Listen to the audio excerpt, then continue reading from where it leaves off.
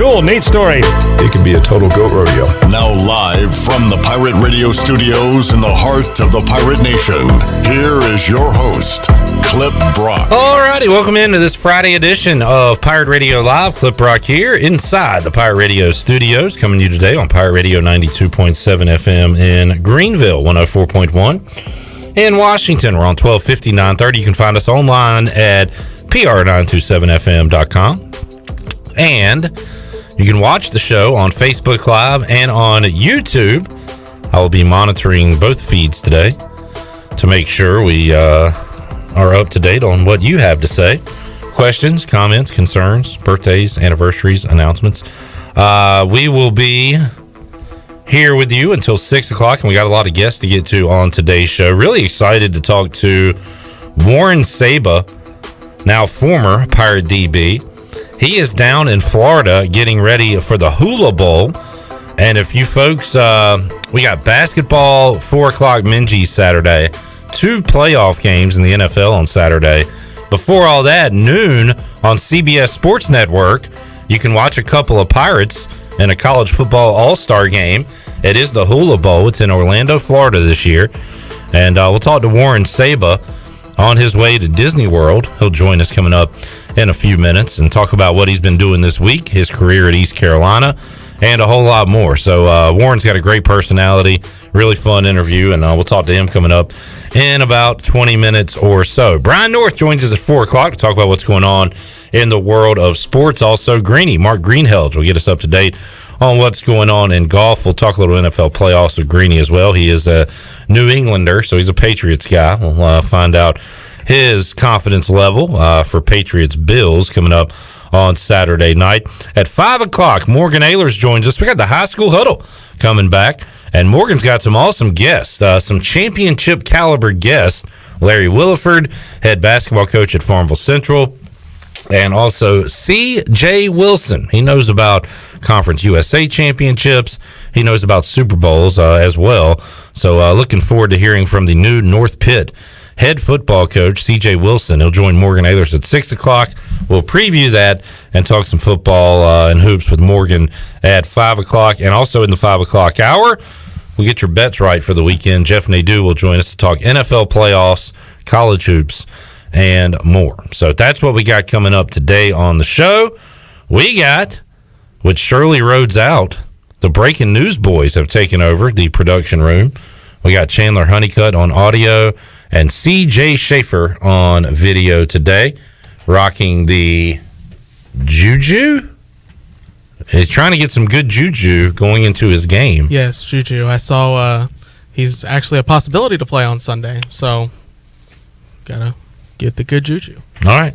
You set up something big, like, wait, do you see what I wear tomorrow? Yeah, I was thinking the same thing. Well, the thing that he's added is a toboggan. Yeah. Got a football. And a football. Okay, football puts it over the top. Oh, wait. And he a has terrible the hat towel. on. Mm-hmm.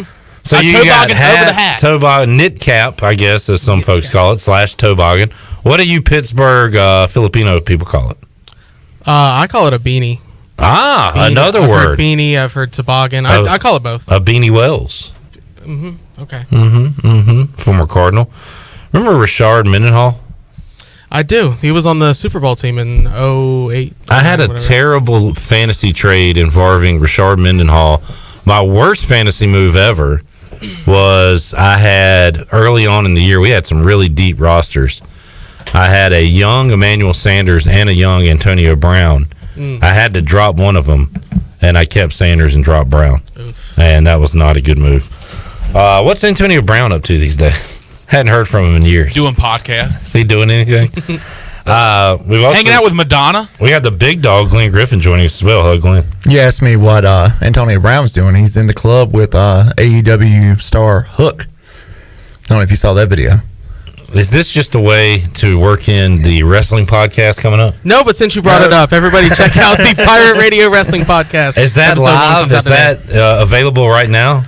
That is on our YouTube channel right now, but we will be putting out links for it on audio as well later. So also, you can hear it. Who booked this crap?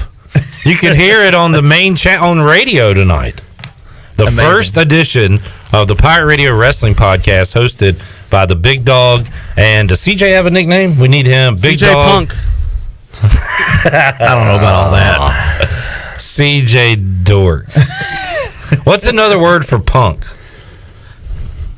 Geek, like, I don't know. What's a synonym of punk? I don't know. CJ Brad. Jerk. CJ Jerk face. CJ Bully. CJ Thug. Hey, CJ you Thug heard? is kind of cool. CJ Criminal. CJ Delinquent. There we go. CJ Just Delinquent. call me the delinquent. Kinda CJ long. Hooligan. CJ Gangster. CJ Goon. I kind of like him. CJ Goon. CJ Hood. And CJ Hooligan. A few synonyms for the word punk. We'll work on that. We'll workshop that. But nah, you guys went about 45 minutes talking about your experience at AEW at PNC Arena on Wednesday night. And did you also talk about what's going on currently in the wrestling world? We really focused on AEW and our thoughts on that show, and kind of like we fantasy booked some things out from I love fantasy. over the next. I know you do. I look forward. We mentioned on the podcast upcoming that we're going to have the Royal Rumble preview, and I hope to have you as a guest on that show. Fantasy booking. We'd like to book you on that show. As someone who hasn't watched wrestling in a year, I think I'd be a great guest. But you love to fantasy book though. And I love the Royal Rumble. So yeah. Yeah, that's your favorite event of the year, and you love to fantasy book. That's right. That's right up your alley. These are a few of my favorite things. Let's see how good Chandler is over there. Steve Hill says, Clipper! Ooh, I was ready for that, baby. quick draw McGraw Chris. over there. Chris. Well done. All right. ECU and Memphis coming up Saturday, 4 o'clock in Minges. I am terrified about this game. Can we be terrified and excited, however? Because I am I think very excited because I think there's going to be a nice atmosphere in Minges, which is why another reason I'm terrified. Because every time not everybody is the captain of the Sugboat. Not everybody is a Section 213 lifer. Some people are lick the fingertips, see what the weather's like. Ooh, this is not fair weather. I'm not going to get on board. Some people need fair weather, idiot. Exactly. Some people need to see it to believe it. Pirate fans have given this basketball team a chance to perform in front of them live time after time, and it just has not worked out. Seems like every time you get a good crowd at Minges, the thought is it's going to help the team and all that, but the Pirates have fallen flat on their faces. This is over the years. This is not this current team. This is just more of almost a superstitious thing for me, just being a fan for all these years. I'm just worried. Also, it is like must-win time for Memphis. They need to do something if they are going to be a tournament team this year. I think it's more about that. Like I'm worried about Memphis being in desperation mode. Because they like to kind of play up and down, and they just played down and they lost to a good team in UCF, but are they going to lose back to back?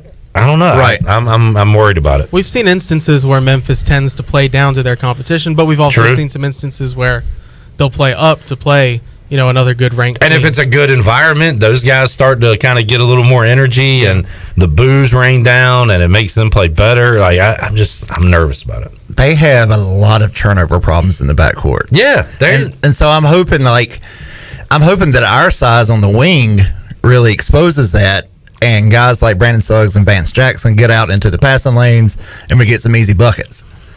They are exactly what their assistant coaches are. Larry Brown, they've got like all the talent in the world. They're AAU. How did they get that talent? Probably some shady activity. So that's Larry Brown. I mean, Larry Brown's on your staff. Also, they turn it over. They do erratic things. That's Rasheed Wallace. Sure. Like, they play exactly as their coaches are. They're also very talented, like Penny Hardaway was. I don't know if they're very well coached yet. And we'll talk to Jeff Nadu more about this in the 5 o'clock hour. Memphis is gettable, especially if all their pieces aren't together. Apparently, they had a few guys out against UCF, and we'll talk to Nadu about it. But he said before you make any kind of pick on this, make sure you know who's playing in the game for Memphis. I mean, that kind of goes both ways. Yeah, it goes both ways in every matchup. Will be stocked. I'm hoping anyway. It would be nice to have the true bigs back. Yeah, I mean, they have been back. Yeah. Well, they were not in the last home game. They were not back. A couple of my Sugboaters, part of the 4 Sugsmen, are in the Facebook chat. Josh Thomas and John Moody. Clip Rock, the Sugboat sails to glory tomorrow. I don't know where the Sugboat is. At the bottom. Oh, that's why you're not on the Sugboat. You are intentionally I'm not not on the Sugboat, so I don't know where Look, it's at. CJ's telling you, and you're still not hitting it. I'm Kinda. tired of the Sugboat anyway. No, you're trying to sabotage it right now. Hey, He's shooting Sabotage on the cannonballs. you high said it, seas. not me. John Moody says, "Sug." Sug. Now I'm ready. Now I'm feeling better about tomorrow. John says, "How was the AEW show on Wednesday, Glenn?" Look, John, there's a full 3-hour podcast coming up. Listen, Nah, give us your brief thoughts. it was a great show. I would hold go on. back. I heard something Glenn said. Somebody asked him how the show. No, it might have been on your podcast, but CJ was like, "Man, it was great," and Glenn was like, I'm not going to sell it as great. I would call it good to rather good or something." Yeah, I did. What I is wanted it to be Your great. mark? What is that? What are you, a critic now? Like, I didn't want it to be great. CJ's like, "It was the best show ever." Glenn was like, "I've seen better. I've been the house show in Minji's." I mean, I have been to Vince McMahon produced shows. So it that's a good question. Did y'all talk about how because I've only been to a house show. I haven't been to a Raw or anything. We talked a little bit about how Like different it is. production. Yeah, sure. Like, does it feel a lot different? Oh, sure. It The does. vibe's different. Really? Like we talked about the vibe, like how an AEW show maybe has a more young adult. It's a slightly different demo vibe, maybe. Rather than child friendly WWE. Right. Yeah, Whether it's like a family-oriented kind of thing. family friendly WWE, where you see a lot of kids at the show. I honestly didn't see a lot of kids at the show. I didn't either. It's a lot of neck, beard, mouth breathers Yes. like yourself. Yeah, Yes, absolutely. there was a lot of cave dwellers that came out of their caves to come to this show. Kind of has the vibes of like the best era ever, Glenn. The ninth with the NWO and the Sure, the battling. Monday Night Wars, Right. And you pan the audience, and it's everybody with like "FU" signs, and Sure, it's not a- a ton of children. No, it's a different vibe. Yeah, or a lot for of sure. cursing chants. Yeah, Yeah, like I said, it's a different vibe, but I enjoyed it, and I definitely would go back. And if the next AEW pay-per-view is in driving distance, I will be in attendance for that. So nice. Are you guys still potentially making it to Spartanburg, South Carolina? So in my mind, Clipper, Spartanburg, South Carolina was east of Charlotte and not west of Charlotte. It's like Pantherland. Yeah, so like I had it in my mind like it was like south of Fayetteville, right. but it's not. It's It's a like long south trip. and west of Charlotte. Like it's a good 5-6 hour hump. Gotcha. So that's probably not happening. Yeah. That would have been cool because we had two ECU alums facing each other on that show. Yeah. For I would believe is the first time ever in a wrestling ring. Friend of the show, Brock Anderson, And friend of the show, future friend of the show, friend of Troy D. Yeah. Lodi, who we'll be talking to soon on Pirate Monday. Radio Live. Monday, we're going to be talking to former WCW star. What does Lodi do now? He's still is a He's trainer. a trainer, yeah, okay. out in the Charlotte Still area. involved in it. He trained Brock Anderson, as we heard on that interview. Yeah, awesome. All right, that's great. So looking forward to catching up with him on Monday. Glenn, we're going to do an exercise. Go ahead and get it in your brain. We're going to do a wild card fantasy draft. Would you like to be a part of it? For sure. We're going to do a quarterback, running back, receiver, flex. All right. You're going to draft 4 guys. We'll go snake style. Okay. I haven't put much thought into it other than the idea, so I don't have an advantage over you guys. But we'll do that in about 5 minutes. I'm in it. All right, Let's cool. do it. Real quick, do want to look at the Buccaneer Music Hall scoreboard presented by Buck. Buck. Coming up tonight, Bonnie's. I like the Bonnies tonight. -3 against VCU. It's more than like them. I love them. You love them. I'm and you in. want some more of them. I lust the Bonnies tonight. Top 25 action, Purdue against Nebraska, Illinois against Michigan. Obviously, a ton of games coming up on Saturday. Let's see. Best college basketball game this weekend is... No headliner. Duke NC State is interesting because every time State is a road underdog, they are live to win. They've done it multiple times already this year. That's 2 o'clock on ABC. Texas, Iowa State. You know what? Not a great slate, but a lot of top 25 games coming up on Saturday. All eyes on the NFL playoffs coming up on Saturday. Did hear this. Was listening to Pick Central earlier.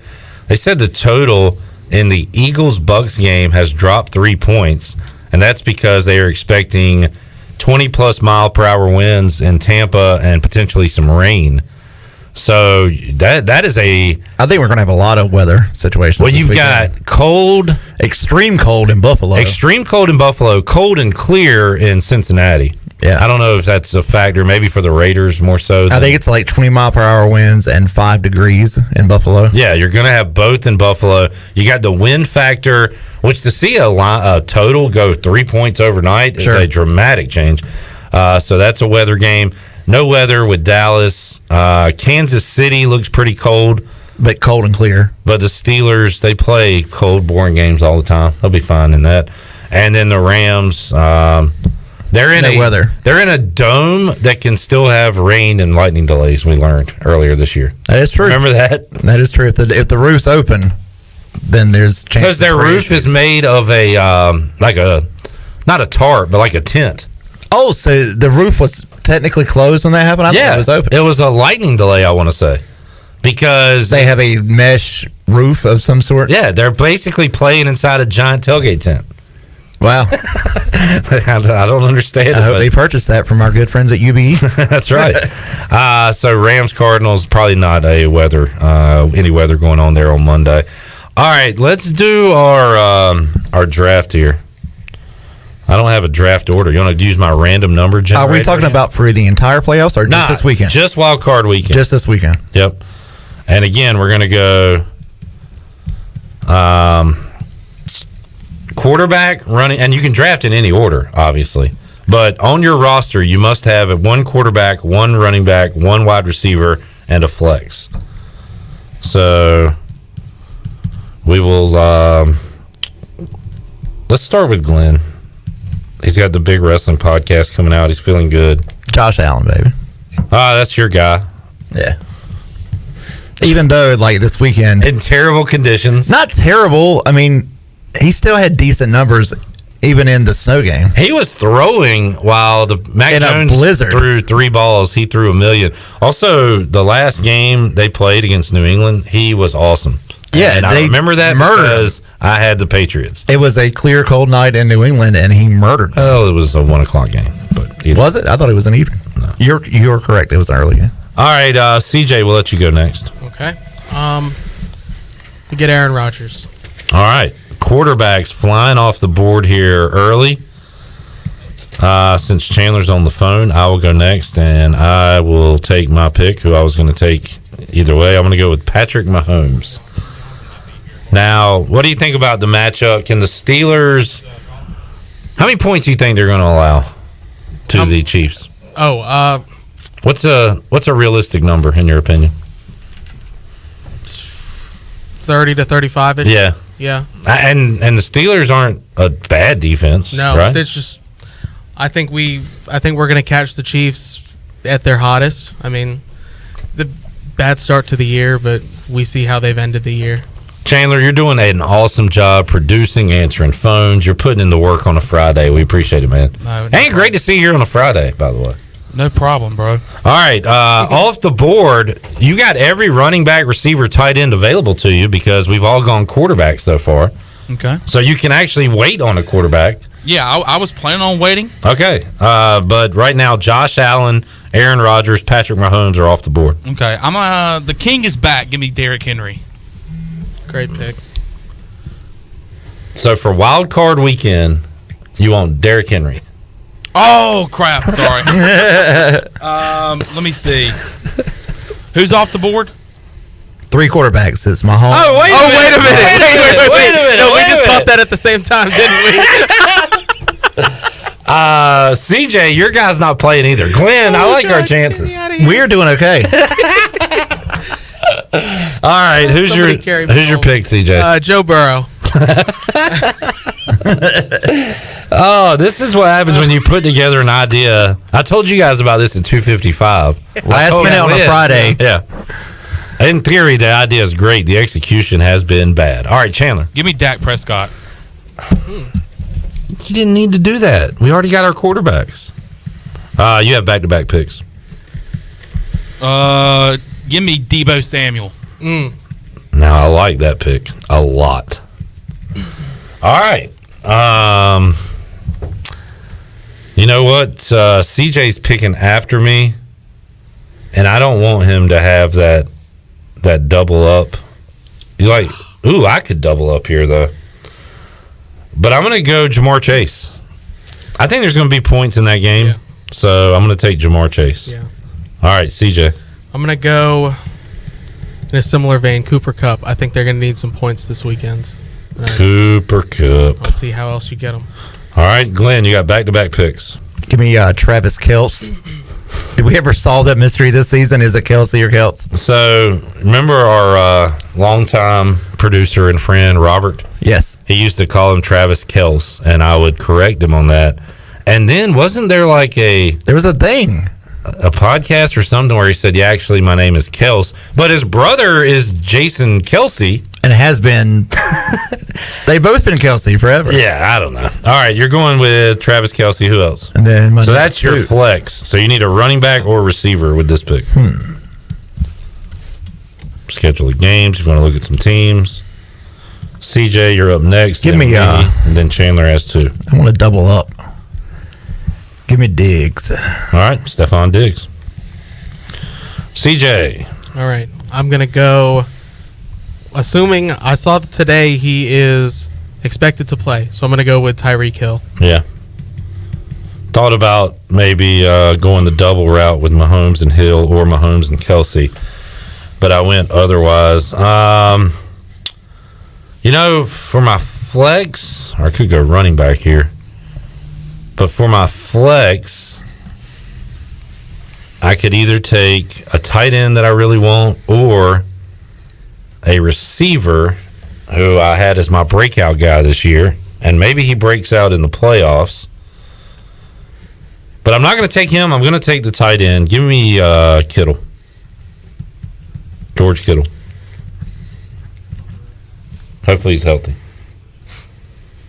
All right, Chandler.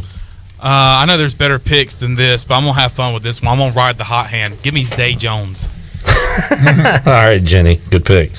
All right, back-to-back. So you need a running back. Nobody has drafted a running back yet. You get the first one off the board. Chandler.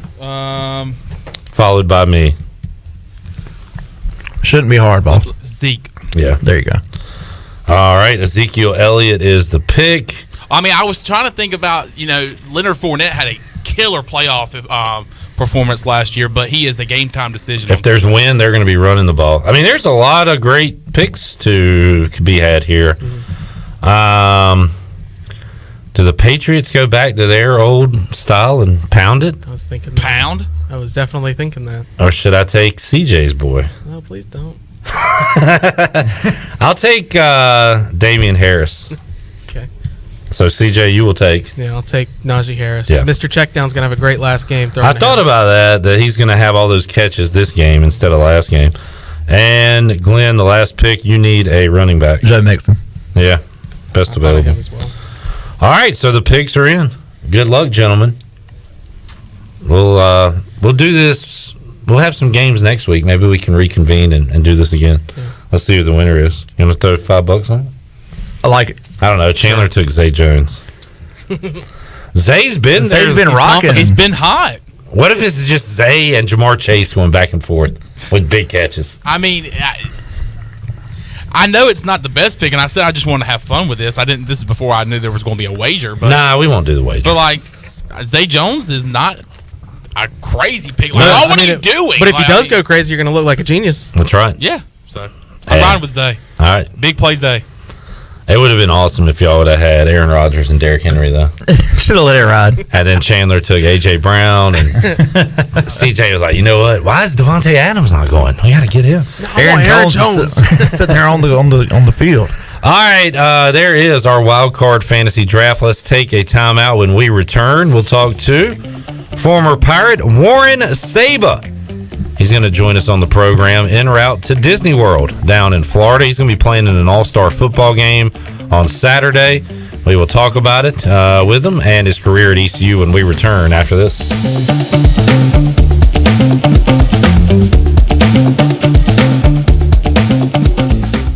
I can't think of anyone who doesn't love a clean car, but how often do you actually go to the car wash? Does it take too long, or maybe it's just not a very nice place? Tommy's Express changes everything. Our wash is bright, inviting, clean, and fast. I love the flat conveyor belt. So easy to pull onto, much smoother ride, and safer for my car. And when you join Tommy Club, you can wash as often as you like for one low monthly price. I save money and time. We're Tommy's Express. At the corner of Greenville Boulevard and Red Banks Road, Greenville.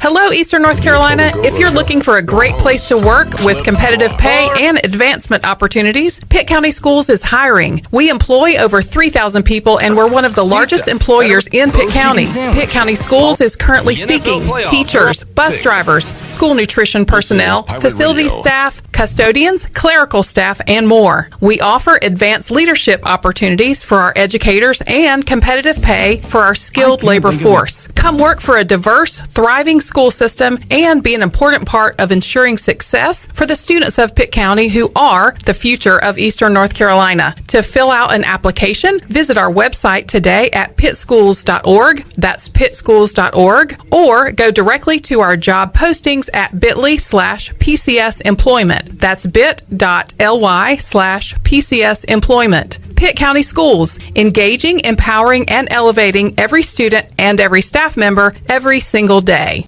Great food, great atmosphere, and great service is Ottavola Market Cafe. Ottavola is simply a restaurant that focuses on that, being a great restaurant. There's something for everyone at Ottavola. The menu offers a variety of great choices like pastas, pizzas, sandwiches, soups, salads, and seasonal rotating selections. Lunch or dinner, Ottavola is always the right call. Call ahead and get Ottavola to go, or stop by the bar for a drink with friends. It's simple. Come and eat at Ottavola Market Cafe, Red Banks Road next to Food Lion, and OttavolaMarket.com. Ottavola, Pirates supporting Pirates.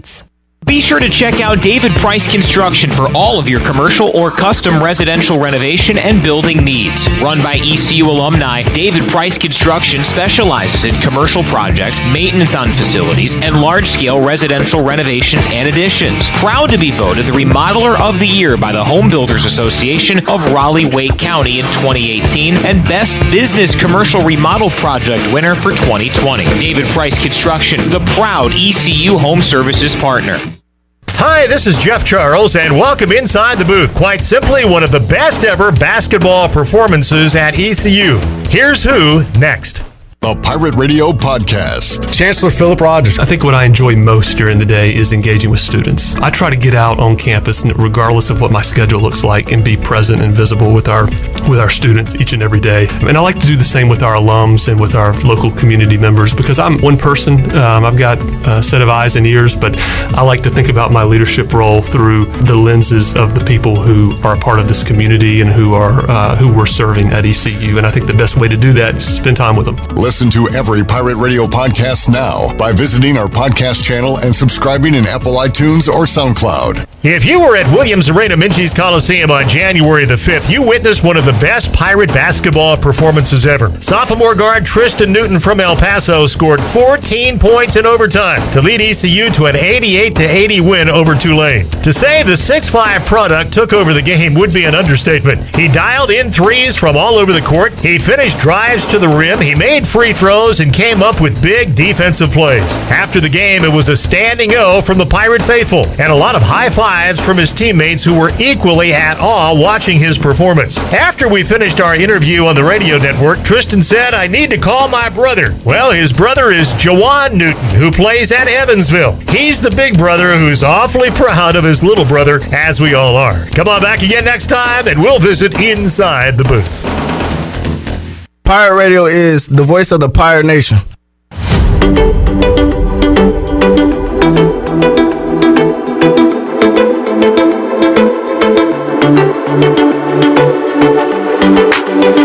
You're You're listening to Hour 1 of Pirate Radio Live. Do you need custom t-shirts, apparel, or promotional items for your business, organization, or event? Keep it local. Print it local with University Sportswear. Contact them today at universitysportswearenc.com. Now, back to the show. Welcome back to the show. Vacation spots are right here in our very own backyard. Take a trip to a state park and enjoy traditional camping, RV space, and also air-conditioned cabins that can be rented with Wi-Fi.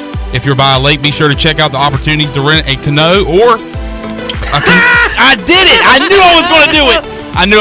A canoe or kayak and get on the water. Your next adventure is right here around the corner. For more information, please visit ncstateparks.gov. Now let's head back into PRL. Here's your host, Phillip Brock. I knew I was going to do it. I knew it. So what if I went out there? I pre-readed it, and I said, don't do like you did. You pre-readed it. Wes, are you okay today? I looked at it, and I was like, all right, don't do like you did that one time. And I did exactly what I didn't want to do. Wow. So if I want to go It's been a while since I've done this. Go out there and rent Robinson Canoe for an hour. Yeah, man. That would be cool. Robinson, my dad never threw ball would play catch with me. Can I rent you for an hour to play catch? Canoe, Chandler, and you pre-redded it, and you still messed it up. I have my own vocabulary, boys. Respect it. Respect the vocab. All right, great job, Chandler Honeycutt. He's doing a lot, wearing a lot of hats today, so we appreciate him. Also, CJ Schaefer. Go ahead and lift your leg up to that camera in there. Let's see the socks because, God. Yeah, look, I didn't know you were wearing socks as part of the ensemble. Just get him in that camera view over there. All right. I mean, it's a great outfit. It's a great look. We've got some.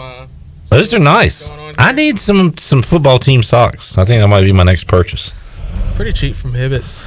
Okay. CJ, where will you be watching the game on Sunday night? I got to be at home by myself? Are you out in public with some friends?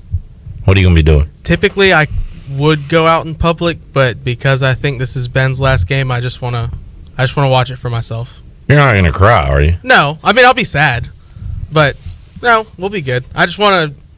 I also don't expect to. If I go watch it at tiebreakers or something, I'm not going to be like excited to go watch it. We know what's going to happen. You don't have high hopes for this one. Right. Does your lady friend watch the game with you? She will most of the time. Sometimes she just Does she have goes Steelers out. gear? She has actually. When we went to Pittsburgh, she bought some stuff. So yes. All right. Well, y'all have fun and try to enjoy it and take it all in. I don't know. Big Ben's had like 47 last hurrahs. Maybe this thing keeps annoyingly going on. Maybe he goes to Washington next year. No. Mr. Ben goes to Washington. All right, let's talk some football. There's a different kind of football going on Saturday along with the playoffs. How about some college football all-star action at the Hula Bowl? And one of two Pirates will be in that game. We'll talk to one of them right now. Warren Saba joining us on the Pirate Radio Live line, live from Orlando, Florida. Warren, welcome to the show. How you doing, man? I'm good. I'm great. Thank you for having me. Yes, sir. And Warren, you're not done playing football. You got, I guess, the Hula Bowl coming up, and I'm glad you're on because I want to learn more about this bowl game. So tell everybody what you're up to right now. Right now, I'm down in Orlando. Been here since Monday, practicing in front of about 150 scouts, NFL scouts from every team in the league. It's been a good experience. I've been around some top talent from various schools in the country. It's been a lot of fun. We've been doing activities. Right now, I'm headed to Disney World right now in Orlando. Last night, we had a little dinner where they inducted Marcus Allen, Steve Spurrier, Lou Holtz, Kim Brown, and Deion Sanders into the Hula Bowl Hall of Fame. So that was pretty cool to meet those guys last night. Wow, that's awesome. And, we'll talk about the game in a moment and all the work you've been doing this week in front of scouts. But Disney World, what park are y'all going to? What are you looking forward to doing at Disney World today? I've never been to Disney World, so I don't know what to expect. So I hope I have a lot of fun. That's all, though. I'm sure you will. Warren Saba down in Orlando, Florida. So, Warren, I've seen some video of you guys, I guess, been practicing, also doing the, yesterday, the traditional Hawaiian Haka. Is that right? Were you part of that? Yeah, that's good. Yes, sir. Yes, sir. Yeah. What was that like? Man, it's it's a good experience. There's Uncle Greeny, Greeny the Warrior, over here from the islands, teaching us the Haka before the game. Traditionally the game's been played in Hawaii, so we pick up some cultural things from over there, and they implement them into the game. So that's one of the things that they kept. It's actually pretty cool, and it's a good story behind it and tradition on why they do that stuff. So it's pretty cool. Yeah, that's awesome. Talking to Warren Saba. So, Warren, what's the week been like football-wise for you? You talked about all the legends you were able to see last night as far as the Hall of Fame presentation, but how about practicing in front of teams, in front of scouts, and getting your name out there for professional football teams? It's really a busy schedule, man. We wake up around 7 o'clock, and from 7 to, I'll say, about 5 o'clock, we're pretty busy all day, practice, doing team one-on-ones, what else we do? We get fitness size, playing against the other team a little bit before the game. All the scouts are out there on the sideline. Afterwards, they pull you over, interview you, get to know you a little bit as a person and as a ball player, which is pretty cool because, you don't think you would get this opportunity, and now I'm here. So I'm taking it all in and having a great time with it. Yeah, congrats to you for getting the invite, being able to play down there. You and DJ Ford representing East Carolina. You can watch this game, folks, before the playoff games, the NFL playoff games coming up Saturday. It'll be at noon on CBS Sports Network. So you can watch Warren and DJ and the guys playing in the Hula Bowl. And as far as the game goes, Warren, how excited are you to, I guess, play one more college football game, an all-star game coming up on Saturday? It's a great experience, man. I'm actually upset, that we didn't get to play the bowl game. It got down here from Boston College. So me and DJ, we talked to him about the whole situation and how it should have turned out, how it would have turned out if we would have played. But we just having fun down here. I'm glad I get to play the game I love one more time, and hopefully it's not my last. No doubt. And man, Warren, that's tough. I've talked to Tyler Snead since then, and Holden Ahlers as well. But this was your last ride, so you're up there in Annapolis. You're getting ready, and then Sunday morning you get that announcement. And man, what were you feeling when you heard that news that Sunday? Truly devastated. Honestly, the work we put in from the time from the last game into the bowl game is a lot of work, and it was really good work. We were all prepared, ready to play. It was just honestly devastating. I was disappointed that I couldn't go out there one more time with the guys and, do something that hasn't been done in a long time at ECU. But those guys, they'll get it this year again. So, they'll ball out and bring a bowl championship to ECU for sure. And you got to be proud, Warren, that you're part of the turnaround. You laid the foundation for what's yet to come. A whole lot more wins for this team. And Mike Houston has said your name a lot, Warren, as a guy that stuck through it. You and Bruce and Aaron and guys like that. You could have transferred, you could have quit, you could have moved on, but y'all wanted to turn this thing into a winner, and he's kind of pointed you out quite a bit on that. And for you to go out on a winning record, for you to go out your final game at home with 2 interceptions on Desmond Ridder, I mean, you gotta have your head held high after what you accomplished, right? Oh yeah, most definitely. Like you said, I could have left, but my destiny was to be at ECU and contribute to wins there, and I'm glad I finally did that and got ECU and Pirate Nation up and confident about the football program again. Me, like you say, getting the 2 picks and everything. It's exciting. I walk around here with a lot of guys. I'm walking around here with a lot of guys that played at bigger schools at ECU, P5 type of guys. But I'm battling and I'm competing with the best right now, and it's good to know that I can do that. So, no doubt.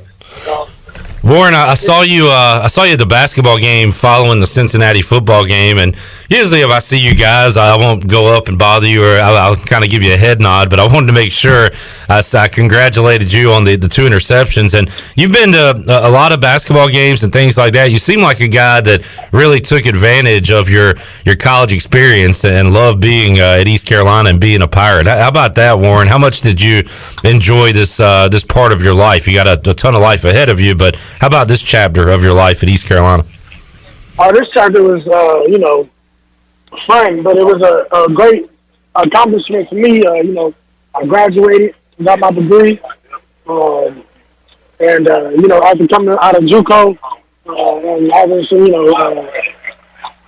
academic problems in high school, coming out of ECU, graduating, and meeting the people I have, and building relationships with the people that I know now, man, it's been a great experience, and I'll never forget it for sure. Warren, what'd you get your degree in? Health fitness with a minor in communications. All right, great. And I've told you, man, I love the voice. The raspy voice is very unique. You could do something with your voice work in the future when you're done playing football and stuff. Yeah, I like commentating a little bit. Yeah. The guys, we get on Madden a little bit, and I get to talk some mess. He don't like when I commentate their game.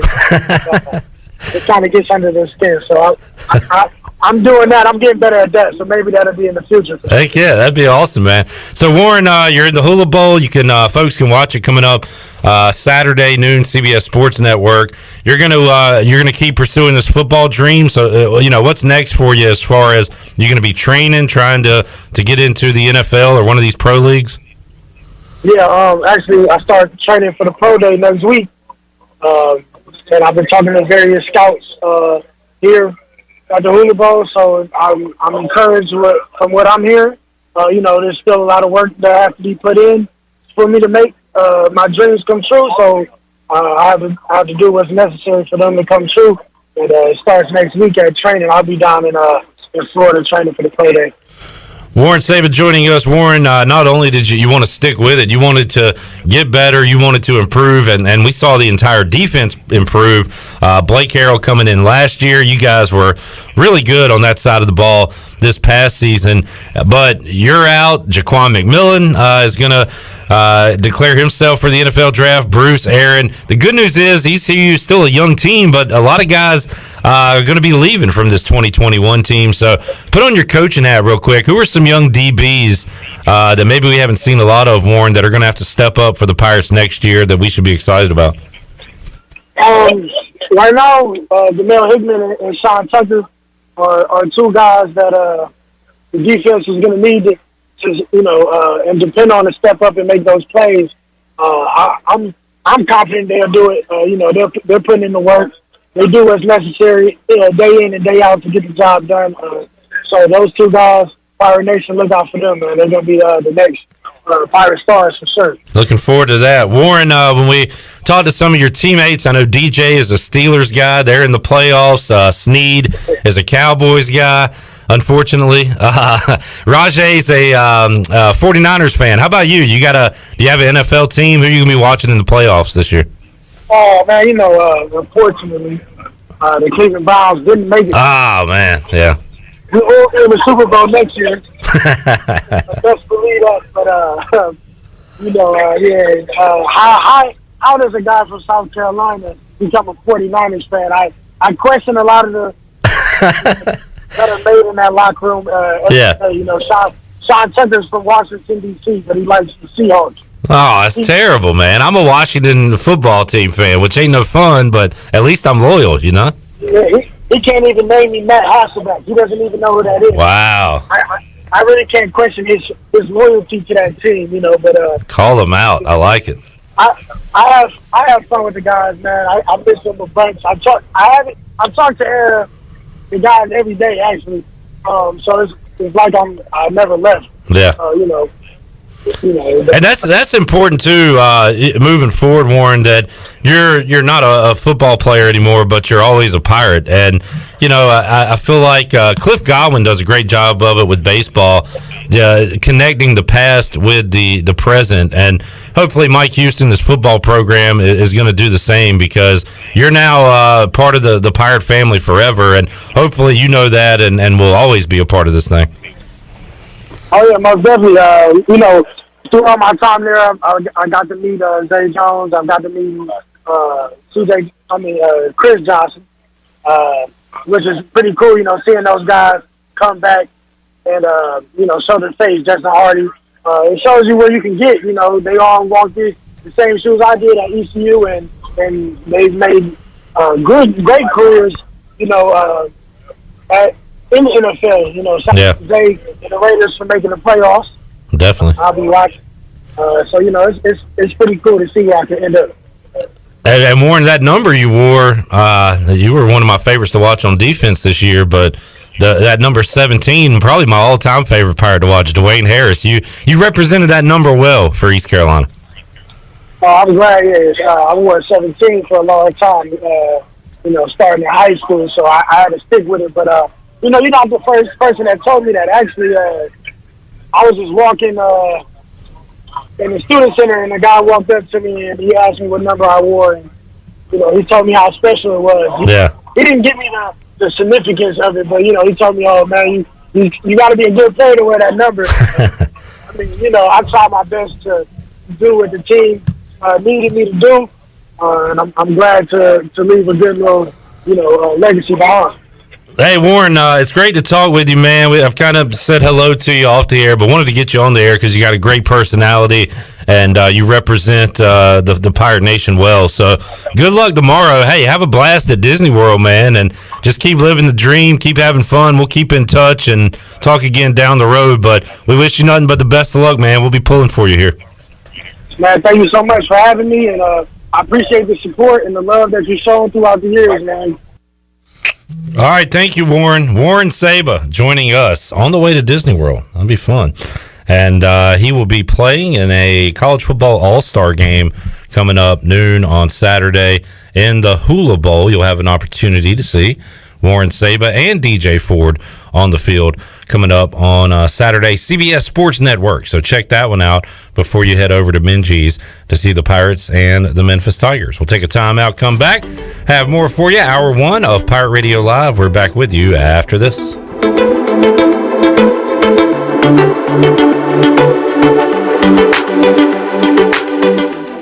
The Buccaneer Music Hall is your beacon of music in the land of pirates in ENC. Open 7 days a week. Plus, the Buck has live music every night, along with football. The Buck has a brand new 15-foot 4K screen, the only one in Greenville, and over 18 big screens with all your college and pro action. Sunday Fun Day will also be stocked with the biggest Bloody Mary and Mimosa bar, along with the NFL Sunday Ticket and food trucks out back. Check out the Buccaneer Music Hall. Open every day, noon until 2 a.m., with live music every night, and now football and food trucks during the day. Pirate Radio is the voice of the Pirate Nation. Pirate fans, get ready for a winning season and team up with Quality Equipment, your local John Deere dealer and proud sponsor of the ECU Pirates. When you do business with us, you'll get things done right. We're proud to offer a large selection of new and used John Deere equipment, a fully stocked parts department, and a highly trained staff who is here to support you throughout the life of your equipment. So get quality done right before every ECU game day and visit QualityEquip.com.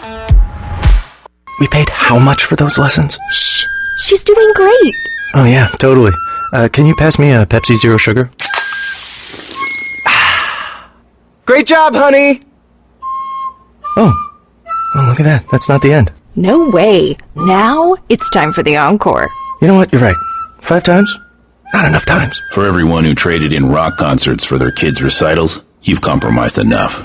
Pepsi Zero Sugar. That's what I like. Here is your ice-cold Pepsi Zero Sugar, sir. Oh, thanks. Wanna watch the game? Ooh, little sports ball on a Sunday afternoon. Don't mind if I do. Hey, did we win? It sounds like we won. It's still the first quarter. I must be lucky. People say that about me. Tough break on that free throw there. Shouldn't be doing that. Dude, we're watching football. Come on. For everyone who spent the entire game explaining the entire game, you've compromised enough. Pepsi Zero Sugar. That's what I like. I'm Michael Vaughn with East Coast Grading and Utilities. Many of you know my dad, David Vaughn, and his work in putting in subdivisions all over Pirate Nation. But East Coast Grading and Utilities is not just for those type of big jobs. We're here for the homeowners. Whether it's concrete, driveways, hauling rock, or sand, whatever you need, East Coast Grading and Utilities can get the job done. Call us at 252-531-7494 or check us out on Facebook at East Coast Grading and Utilities. When I need jeans, I order online because I know exactly what I want. They have just one moving part, and if there's something wrong, I exchange them. Buying a vehicle, especially pre-owned, is way different. Lots of moving parts. You don't want to get stuck. For a worry-free purchase, visit Phillip Chevrolet. We've been here in town a very long time. You know us. You know we stand behind everything we sell. Phillip Chevrolet in Greenville. Come get you one.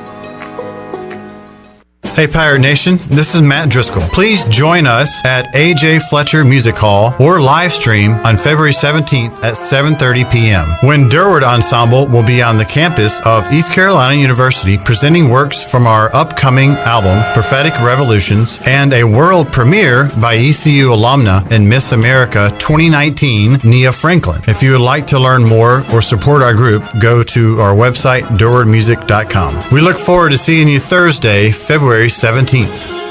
Hi, I'm Annalie Newhoff. And I'm Rob Campbell. And we are with CopyPro. We have been locally owned and operated here in Eastern North Carolina for almost 50 years. CopyPro is the leader in office technology. Does your business struggle with keeping printing costs low or producing professional documents? Here at CopyPro, total customer satisfaction is our #1 priority. We have a variety of solutions to help reduce your printing expenses and make your business more productive. Call us today at 1-800-682-6558 or online at copypro.net. CopyPro, we are the professional office systems people. This is Coach Steve Shankweiler, offensive line coach for East Carolina University football. And you're listening to Pirate Radio, the voice of the Pirate Nation. Funky dope. Funky dope.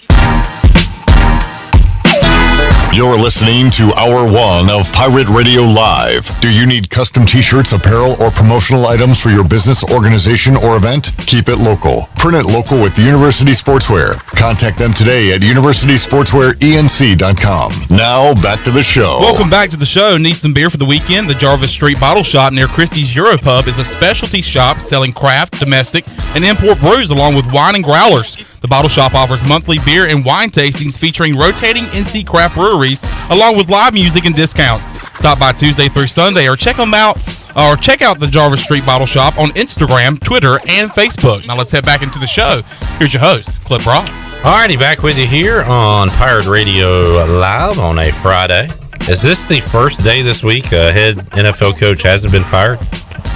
We have Black Monday. I think we might have had a dry day on Wednesday. Joe Judge was Tuesday. Poor David Culley was Thursday. Yesterday. No coach Wednesday. That was Matt Rule's day. Did they miss it? What? Well, so are we done firing NFL coaches? Everybody safe now? I guess. I mean, it could always pop up. I guess there's no other coach that needs to be fired besides mine. Maybe Mike Tomlin Monday after the playoff loss? Excuse me? Is he just going to coach there forever? I hope so. I like the concept of just not ever getting rid of coaches. That's the great thing about the Steelers. They have had 3 coaches in my lifetime. They have had 2 in yours, CJ? Yes, Cowher and Tomlin. Yeah. And then I never got to see Chuck Noll, obviously. Yeah, and I don't remember a ton of Noll, but that is the definition of a stable franchise. Mm-hmm. How long has he been there? Tomlin? Mm-hmm. It's been over 10 years. Like 12 to 15 years or so. They won their Super Bowl against the Cardinals win. 08. That was his second or third year there. So, yeah. And Cowher won with the bus. Yeah. And Ben won that one, didn't he? Yes. As a young QB. Yeah. He sucked that game, but sucked it up. Well, look, if you need to win games while Big Ben is sucking, maybe you can go on a playoff run here. So. That's a great point. Clip, the Steelers are going to the Super Bowl. Chandler, I'm a good pointer. I mean, he points things out. A couple of NFL news and notes. Clyde Edwards-Helaire out. I mean, that's helpful, but we couldn't stop the run if we tried. Oh, okay. Oh, I have another question for CJ. Watching the Steelers on Sunday, a guy they showed on the TV screen. How long? Another question of how long has he been there? Casey Hayward. I feel like I've heard his name. Oh, you mean Cameron Hayward, the Oh, DT? not Casey. Cameron, sorry. Yeah, he's like 33, 34. He's been there a long time. I saw all of his stats as far as D tackles go are slightly worse than Aaron Donald. So he's got comparable numbers to him this year. He was drafted in the first round of the 2011 NFL draft. Yeah, I mean, that's 10 years ago. He is 32 years of age. I remember hearing 2011 and thinking, oh, that was just a few years ago. And now it's 10 years ago. CJ, what is your opinion of when you hear the name Ryan Clark? Good player. The first thing I think of is his busted coverage on the Demaryius Thomas touchdown. Oh, is that the Tebow to Thomas play? Unfortunately. That stinks. When I like to acknowledge it. When I hear Ryan Clark, I remember him breaking his arm against us on Thursday Night Football. Boy, not a lot of great Ryan Clark memories. I remember him as a pretty good young player for the Redskins, and just another classic. We just let a guy get away, and then he has a good career with another team. Yep. He was a good player, right? Yeah, he was a good player. Was he the one that had like was it like sickle cell anemia? But he had something where he couldn't play in the altitudes. Well, I guess he was playing in that Denver game, so maybe that wasn't him. Can't remember the player I'm thinking of now, but that wasn't him. Yeah, I'm trying to think. I kind of know who you're talking about because I know I've seen that before, but I don't know who it is. I can't remember who that was. I thought it was Ryan Clark, but if he was in that game, I guess it wasn't. Steelers and Chiefs coming up on Sunday night. Take that game away. What is the most anticipated playoff game for you to watch this weekend? Ooh, I think mine is. Well, I can't have a tie. That would be lame to bring up a question and have a tie. If I could only watch one. Well, here you know what? I'm going to go Raiders Bengals. I think that's. I was about to say the same thing. I think, especially down the stretch, the Bengals have probably been the most exciting team for me to watch, even though they're. I don't like to root for teams in my division. Obviously. Of course not. Yeah, I know you guys are the same, but I can't not be excited watching Joe Burrow and Jamar Chase. It's been a lot of fun. Yeah, I agree. Chandler, what's your number one game this weekend? I'll tell you my candidates before you answer. So Bengals Raiders is up there. For some reason, Niners Cowboys, but that's probably just more so that I want to see Dallas lose, and I think they potentially could. Well, that's how I feel about New England. I don't know. I feel good about the Bill. I like the Bills Patriots trilogy. The game 3 of that one. Yeah. I think my game of the week or of the weekend would be, this explosive offense of the Bengals, Joe Burrow, Jamar Chase, and also just which is awesome because usually the first Saturday game. It's usually always like TJ Yates and the Texans playing somebody. Yep. Usually that's the worst game, but this time it's a really fun matchup, the first Saturday game of the playoffs. It's a fun matchup, and then also, the Raiders, we talked about it yesterday, the adversity that they've been through all season long with, John Gruden and all the mess that he got into, Ruggs and the situation that he got into, but they have fight and clawed their way into the playoffs, and like you said yesterday, Derek Carr is just a great guy. I think that you have no choice but to cheer for Derek Carr. And then obviously Zay Jones. Can he stay hot? And not just stay hot, but can he stay hot and into the playoffs? So I'm taking the Bengals. I took them yesterday, but I think that's going to be my game of the weekend. The Raiders always tend to play tight games one way or the other, and the Bengals play a fun style of football too. So that is didn't really anticipate that going into the year, that the most anticipated playoff game we'd all have and agree on is Bengals Raiders. And the biggest thing I look forward to in every year, and then we didn't see the couple years ago with COVID, but just the playoff atmosphere in these stadiums is always fun to see. Yeah. That's right. We missed out on that last year. Kind of a shame. We had that Washington watch along, and FedEx Field, not the best home field advantage, but in the playoffs, it's great. Yeah. And that would have been rocking, for Tom Brady last year. Yeah, that'd have been fun. That is right. I was thinking that we had it last year. No, last year was the year that we had limited fans and stuff. So. I think we had fans at the Super Bowl, and that was about it. It was like half half capacity, but they filled it up the other half with like cardboard cutouts and stuff. So I remember that. very, very excited to hear those crowds. Cincinnati is going to absolutely be rocking. Yeah, that's what I was going to say. It's always fun to see. Bills Mafia is going to be crazy. Kansas City's always hype. Chiefs always have a great home field. They'll be fired up. I will say I'm not really excited to watch the Eagles play, and if I weren't a Steelers fan, I really wouldn't be that excited to watch the Steelers play either. Yeah, I just don't know if they have much of a shot. Yeah. The atmosphere for the Rams-Cardinals will probably not be that great because the Rams... I saw they have no. There was a caller to Pick Central I was listening to earlier this week. It was this guy from L.A., and he was blasting the NFL, and he was like, "You put us in this Monday night game that starts at 5 o'clock in Los Angeles. How is anybody going to be able to get to the game with the traffic?" Like he was complaining about that. So they don't have a great home crowd as it is. I don't think that's going to be a great. I think there'll be a lot of Niners fans at the Cowboys game. Like that should be a fun atmosphere. Oh, I found out the Steeler with sickle cell, Santonio Holmes. Oh, okay. Is that who it was? I thought it was a defensive player. When I looked up Steelers player sickle cell, it came up Antonio Santonio Holmes. Oh dear. Hey, good ad read coming back in this segment though. But it also says Antonio Brown. No, there you go. So, Santonio Holmes. Santonio Holmes. First Antonio thing Brown. you hear when you think of when you hear his name is Super Bowl. The catch, yeah. One of the greatest catches ever. Great throw by your quarterback, Ben Roethlisberger, as well. All right, let's take a timeout. We'll come back when we return. Brian North will join us. We will talk hoops, East Carolina, Memphis. Sorry, state haters. We got to talk about Baby T, Terquavion Smith. He was awesome the other night. We'll talk a little bit about that and a lot more when we return on Pirate Radio Live Hour 2 on the way after this.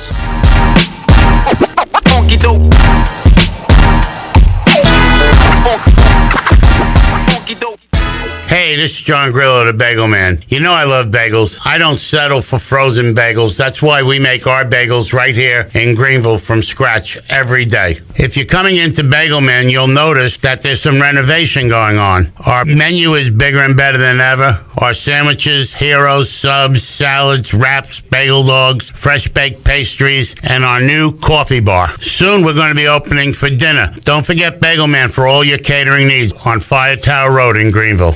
Hey Pirate Nation, this is Holt Nailers for my friends at Arc Point Labs. Just as I trust my teammates, you can trust Arc Point Labs to give you quick and accurate results for all your laboratory testing needs. If you are in need of COVID testing for your return to school, work, or for travel, Arc Point Labs is offering same-day PCR and antigen testing with little to no wait time. Please visit any of the 6 Eastern North Carolina Arc Point Labs locations or make an appointment now at onehourcovidresults.com. Go Pirates! Hey Pirate Nation, Lindsay Gray here with Carolina Caliber. In 1960, my granddaddy started his firearm business right here in Eastern NC. Still family owned and operated, we have the area's largest selection for outdoor shooting sports and accessories and are one of the nation's top firearm dealers. At Carolina Caliber, we have everything you need from hunting, home defense, and personal protection, including a wide variety for ladies and youth. We buy, sell, and trade. It's a time-honored tradition. Visit us at Carolina Caliber on Fire Tower Road in Winterville.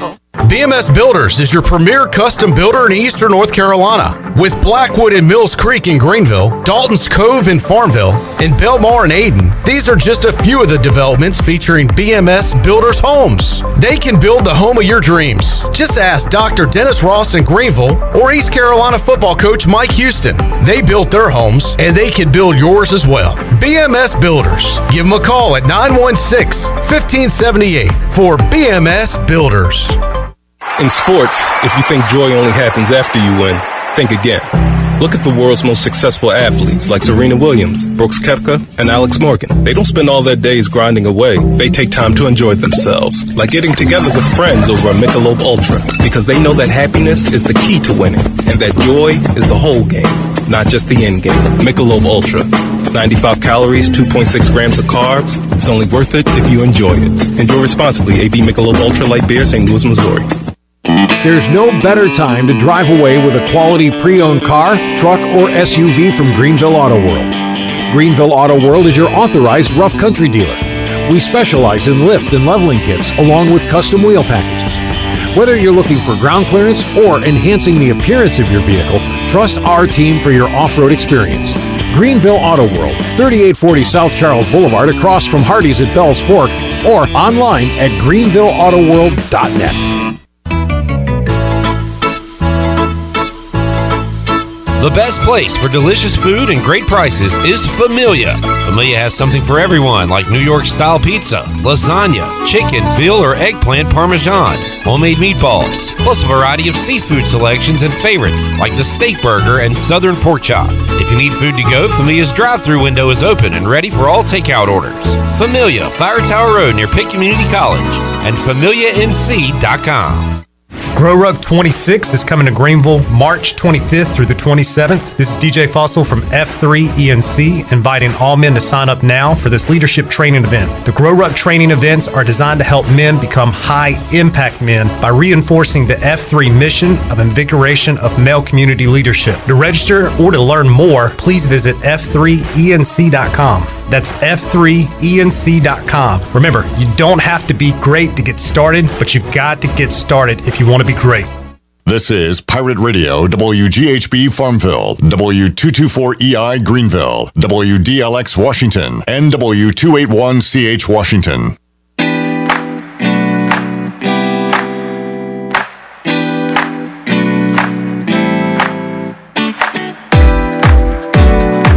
You're listening to Hour 2 of Pirate Radio Live. Now, back to the show. Welcome back to the show. When your AC needs repair or replaced, call on the reliable service professionals of Delcor Heating, Cooling, and Plumbing. Go to DelcorInc.com or call them at 252-321-8868. Delcor, the service professionals in Greenville, North Carolina. Now let's head back into the show. Here's your host, Flip Brock. Alrighty, back with you here on Pirate Radio Live, Hour 2 on a Friday. We have a giveaway for you. How about a shrimp taco lunch to Chico's? We'll be giving that away in hour number 3 of our show. Thanks for tuning in today and also chiming in on Facebook and YouTube. I'll read anything that starts with the 3 words, clip was correct. Johnny says, clip was correct. Ryan Clark got very sick after playing in Denver and had to have his spleen and gallbladder removed. And I Googled that up, and sure enough, 2007, Clark's life was in danger when his sickle cell trait and the air led to losing his spleen, gallbladder, and almost his life. So after a game, he suffered a splenic infarction. It's a lot of big words. Is that a real word? INRFARCTION.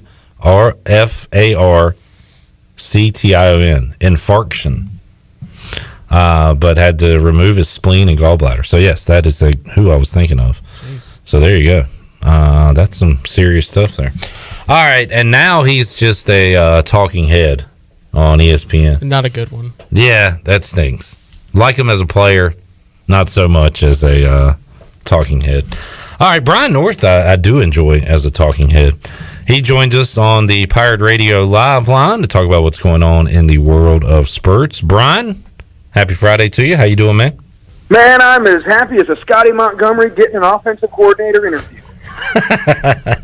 That was a bit of a shocking news, especially for Panthers fans. And if you have that, which a lot of people do around here, the Panther-Pirate crossover, to see what has happened in 2 years of Matt Rule, and then to see that your new offensive coordinator could potentially be Scotty Montgomery, that was some bad icing on top of a really bad cake for some Pirate fans yesterday. You know, if you're on the outside looking in, he's a Shelby guy. He's from the Charlotte area. He has ties to David Tepper when they were both with the Steelers organization.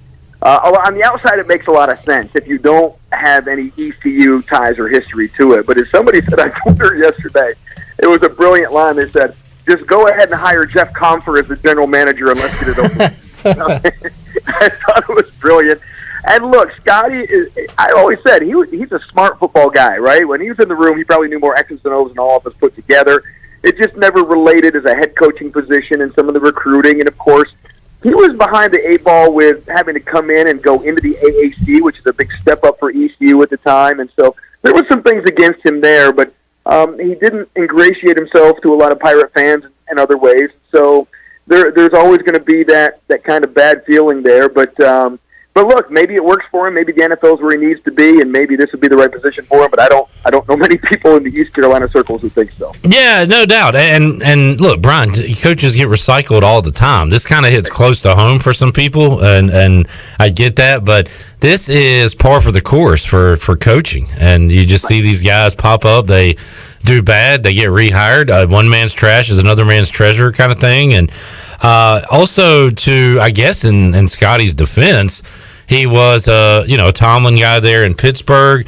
When he took over at ECU, I heard people say he's trying to run it more like a business, like an NFL team, as opposed to Coach Ruff and the family deal before that. So maybe NFL is his calling, and he could have a lengthy, long, successful career.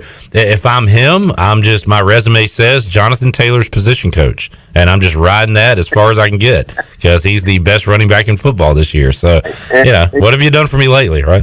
Right. And Scotty was always a no-nonsense guy like that, and you're right. Now, if you look at the overall resume, and he was the offensive coordinator at Duke, and then, there were some issues at the very end right before he got the ECU job. The ECU record speaks for itself. Maryland for 1 year where things started great and went downhill in a hurry. And then back in the NFL, and it helps when you have a really good offensive line and a top-notch running back to make you look good on those things. But again, every coaching position that you get hired for requires something different. And so we'll see what the Panthers are looking for. Now, look, he's not going to be the only guy hired or the only guy interviewed, and I think the Panthers would really like to make a splash with a name. David Tepper seems like that. The only reason I think Scotty has a chance is because they have that Pittsburgh Steelers tie, and Tepper was a big fan of Mike Tomlin and the way the Steelers did things, and so that's where I think Scotty may have a chance, but I think he probably is an outside candidate when it's all said and done on who they interview. Brian North joining us. While we're on the topic of football, Brian, one of these road teams, at least one, is going to win this weekend. So which one is most likely, in your opinion? We got all the games coming up on Pirate Radio, 2 on Saturday, 3 Sunday, 1 Monday night. Raiders at Bengals, Patriots at Bills, Niners at Cowboys, Cardinals at Rams. Raiders, Patriots, Niners, Cardinals. What road team has the best shot to win? Yeah, so in Brian's philosophy of life, if you're a dome team who played the last game on Sunday and the first game on Saturday going to a cold weather city, you're probably not going to win. Okay. Unless Cincinnati hands you to. So Raiders are out. Look, Patriots have already won in Buffalo, but that probably means they're not going to win there. So I probably take Buffalo in that one. 49ers, Cowboys. We know how many Cowboy fans you have around there, and look, this is a lot of pressure on Dak and the Cowboys to finally perform and finally come through, where the 49ers are going to be playing loose. They're a physical team, which I think may give the Cowboys struggles. So I think that's one that you really have to keep an eye on. The Cardinals are not playing well, so I think the Rams probably will win that one. And the Eagles, no. Tampa. I didn't even throw Eagles or Steelers in there. Look, it could happen, but there are much more likely outcomes than those. Right. With the injuries the Buccaneers have, I'm curious as to how they respond, and maybe the Eagles, who have been playing pretty well quietly lately. I think that might be a little more of a closer game than people think, but I'm not willing to pull the gambling switch on that one and put money on that. So if I had to pick any of them right now, it would probably be the 49ers. I heard today, I was listening to the Pick Central show, Barstool, and they said that the total for the Tampa and Eagles Philly game has gone down 3 full points because, and I'm looking at it now, 21 mile per hour wind, 50% chance of rain. So there's going to be some weather there, which probably helps the Eagles, right? You would think so. Yeah. Their ground game, but I do think the Buccaneers get Leonard Fournette back this week, I believe I heard. So maybe they go ground and pound. Yeah. So who's got the better defense? And you think Tampa should have the better defense, so I'd still give them a slight edge. But yeah, I think offensively you're not going to see a lot of points, and weather is going to play a big factor in every game. It sounds like this weekend. Yeah. So that will be a big storyline with all those games. Brian, you mentioned the Cowboys. Things kind of tighten up a little bit for the players, even for their cocky fans. Brian Bailey, for 18 regular season weeks, has had his chest poked out. Not as confident this week. We talked to Tyler Snead earlier this week, who is a big Cowboys fan, he's been saying Super Bowl all year, and even he had pause. So all these cocky Cowboy fans, once they get to that playoff weekend, Brian, they start to cower a bit, and for good reason. We know the history there. So yeah, they're whipped dogs. It's been how many years now? 30 years, and ever since how about them Cowboys and those 3 in a row, and they've been having to live off that for a while. I'm going to guess that no one on the Cowboys roster was even alive the last time they were in the Super Bowl. So it's definitely something interesting there. They're under fire. Again, Dak got all that money. Now is where he's supposed to perform. And the 49ers are playing loose. Kincavious Street, the J.H. Rose guy. The Niners have a very physical defense. So I'm curious how that one plays out. But I think they'll probably be the upset darling for everybody. And when that happens, it usually doesn't come true. But that's the game that I'm most intrigued with. Public dogs die, I think is the phrase. I'm starting to worry about that myself because I've liked the Niners all week, and now I'm starting to question myself. Brian, good local reference there with Kintavious Street. Let's stay local. I hate to begin our college basketball conversation talking NC State, but man, I'm a fan. Terquavion Smith is awesome, and the other night I think he had 24. He was hitting some impossible shots and playing a little defense too. Actually, on the way home from sports trivia, flipped over to the radio broadcast, and Gary Hahn. He's one of the last few old guys standing in the business here in North Carolina. But they said something to the effect of, "You think all Baby T can do is hit shots? He's playing some defense as well." So what a game for him the other night. Anytime NC State is a road underdog, just take them. They win. They win the games they're supposed to lose. They lose the games they're supposed to win. But man, Baby T, awesome for him and his folks there in Farmville. He's playing great. Right, and it helped that Darian Sebron finally gave up the ball a little bit. Right? It's been the isolation game so much, and Kevin Keats has been catching some heat for that, and they finally changed up the offense a little bit, started rotating it some, and yeah, Baby T, I heard one of the ACC analysts who played for Louisville several years ago talking about how he sees in his eye a guy who wants to find a way to score every time he gets the ball, not in a ball hoggish way, but the basketball IQ of Terquavion is really high in how to generate those opportunities. And he has such a quirky left-handed game, it makes him a lot harder to guard. You think about some of the great left-handed guys who played in the professional basketball through the years and how they can be a little bit tougher to guard, and he fits right in with that. It's an athletic game that just comes at a slightly different angle, a little quirkier in how he does it, and when his outside shot is on, he's going to be tough. If they can find a way to incorporate Sebron and him a little bit more together, the way like they did at Louisville, they may catch fire here, and Kevin Keats can get off his hot seat that Wolfpack fans have him on.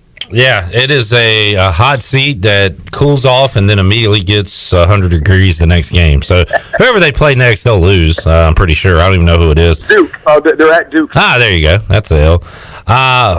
Brian, the traveling circus comes through Minji's on Saturday. You got Penny, you got Larry Brown, and one of the I don't even know how to describe Rasheed Wallace. One of the most entertaining sports figures of our time. Rasheed Wallace will be there as an assistant coach for Memphis as well. This is a huge game for them, Brian. They're coming off another loss. This is a recipe for disaster for East Carolina because they're undefeated at home. They have yet to get blown out. Even the other night, they're able to come back, make it a game against Cincinnati. There's going to be a good crowd in Minji's, and people are kind of excited about this team. Students are back. And every time that people get kind of excited about ECU basketball, they get blown out. It's happened a million times over the years. I'm very worried about tomorrow's game. Plus, Memphis 9-6, 3-2 in conference play. If they want to, they got to start stacking some wins here if they want any shot of an at-large. So this is a very important game for both teams tomorrow. Yeah, and with Memphis, we've been waiting ever since the Penny Hardaway coaching regime started there, the coaching era started there. He recruited, he had all those AAU guys come in, he just thought they were going to roll, but they've had some issues, and they just haven't been able to stack those wins. So you're right, I think this is a big game for them. Not that they're scared of ECU on the schedule or anything, but they just need to start winning those games they're supposed to and start getting to that next level. And for ECU, you're coming off that tough loss, a nice comeback at the end against Cincinnati, but is it same old again, or is Joe Dooley going to find a way to get some some signature wins, and I think that Memphis would certainly be a signature win for this team.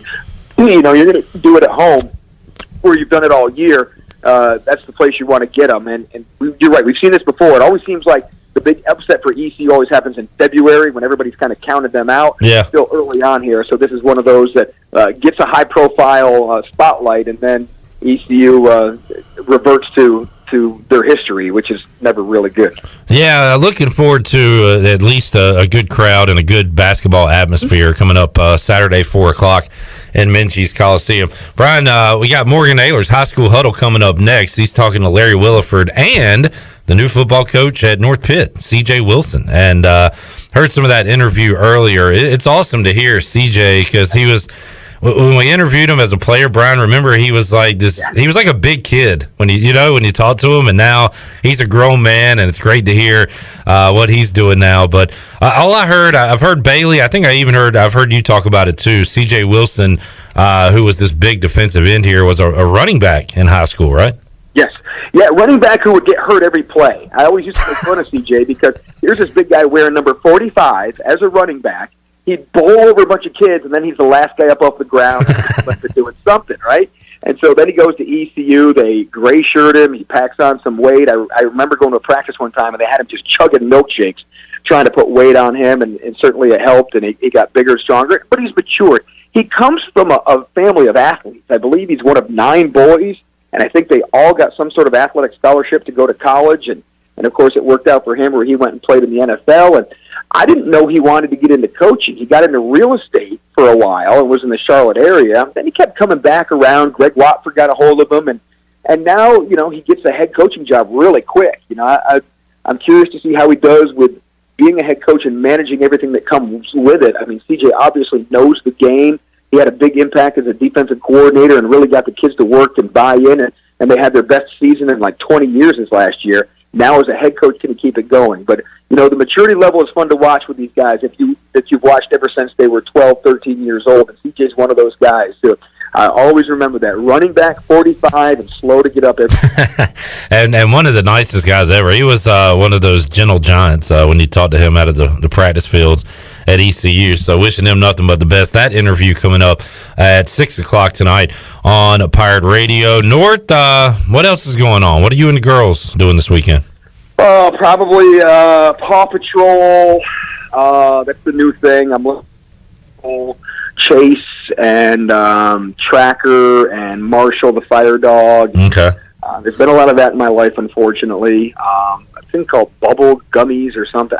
It's not a must, but it is, and you know the characters now. I don't know if that's a good or bad thing, but if you can somehow attach yourself or find some enjoyment in those shows your kids are watching, it makes it a little more bearable. I remember there was a really weird show called Yo Gabba Gabba that Lily liked on Nick Jr. or something, but they used to have like real bands and musicians go on the show, so it was actually kind of cool. So I would try to be like, hey, can we watch this one instead of that one? You know, you got to find something, Brian, that you can enjoy. I tried to introduce Sesame Street the other day. Mixed reviews on that. You've got what are the horses called? The ponies, the painted ponies. My Little Pony. My Little Pony. Yeah. Yeah. And now I'm watching that. And all of a sudden, one of them's called Pinkie Pie. And I'm like, wait a minute. I saw Pinkie Pie in Windsor, Ontario one time. Hey, what's going on with it? Hey now. I know. People come up with these names. I'm like, what's going on here? So. Hey, here's a good play. Have you? Are they old enough for some Scooby-Doo little scary mysteries? Those are good. Not quite yet. We get a little nervous on when the Paw Patrol gets battling a big robot and we get scared. So we're not quite there yet. Okay. We're evolving. We finally got away from some Mickey Mouse a little bit and some of the other stuff that you've seen them 200,000 times. Yeah. So it's nice to get something new into the repertoire. So. And with that, I'll be putting them to bed at 4:30 tomorrow so that I can watch some football. There you go. Sounds like a plan. Nord, thanks for joining us today, man. Have a fantastic weekend, and we'll talk to you again soon. All right, sounds good, Clippy. Brian North joining us today on the Pirate Radio Live line. We will take a timeout, come back. When we return, we will talk to Greeny, Mark Greenheld, Golf Shop Radio Show, see what's going on in the world of golf. Also, how is he feeling about his Patriots taking on the Bills in playoff football. All that and more on the way. Pirate Radio Live, we roll on after this.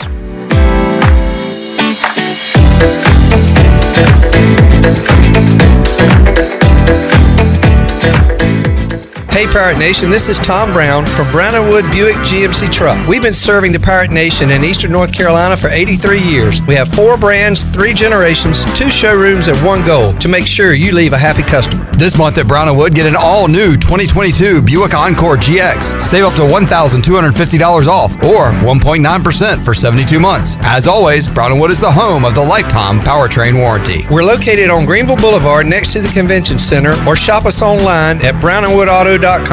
Hey dads, it's back. Plan to join us for our 6th annual Daddy-Daughter Dance Friday, February 11th at Rock Springs. This event will be a fun night of games, music, photo keepsakes, raffle tickets, and of course, dancing. Best of all, 100% of the proceeds will go to Daughters for Dads, which supports local families affected by cancer. Sponsorship opportunities are also available. Purchase your tickets today by going to eventbrite.com and search for Daughters for Dads. We will see you Friday, February 11th at Rock Springs. Burgers, wings, hand-cut, hand-breaded chicken tenders, fresh salads, and cold beer is the starting lineup at Tiebreakers and has been keeping customers happy for 20 years. Tiebreakers family atmosphere is the perfect place to come watch your favorite team play while enjoying a great lunch or dinner. In a hurry or looking for catering options? Get Tiebreakers to go. That now includes the new curbside pickup by ordering online at tiebreakersnc.com. Tiebreakers.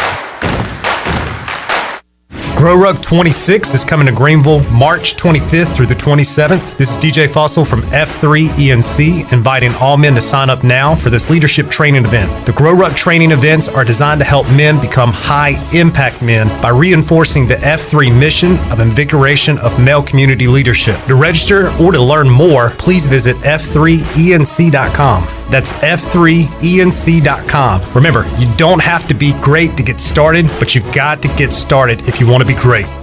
I'm Sam Jones, and for more than 3 generations, my folks have kept the fires burning for Eastern North Carolina Whole Hog Barbecue. At Sam Jones, you'll find our smokehouse pumping out wood-fired meats, cooked fresh every single day. There are no freezers at our place. Everything, and we mean everything, is made fresh daily, including our sides, sweets, and sauces. Stop in and see us, and I bet you'll be able to taste our passion in just one bite. At Sam Jones Barbecue, you'll find plenty of smoke, but no mirrors.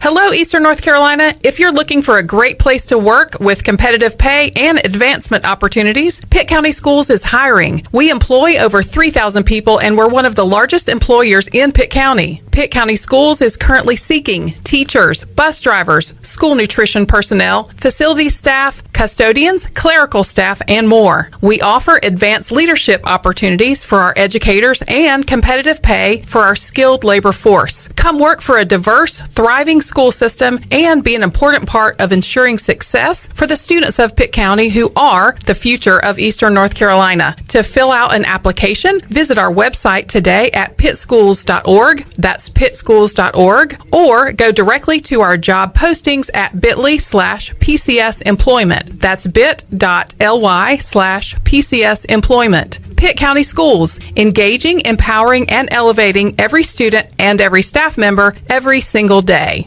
Although innovative new resources such as digital media and social networks have grown in popularity, smart marketers recognize that printing is a mainstay. We live in an age of computer hacking, scams, and fly-by-night businesses, so it's reassuring to consumers when they receive printed marketing pieces. It exemplifies business confidence and conveys a high level of commitment. It also fosters trust, which leads to engagement and ultimately brand loyalty. When you're ready to grow your business, come to PIP, where business goes to grow.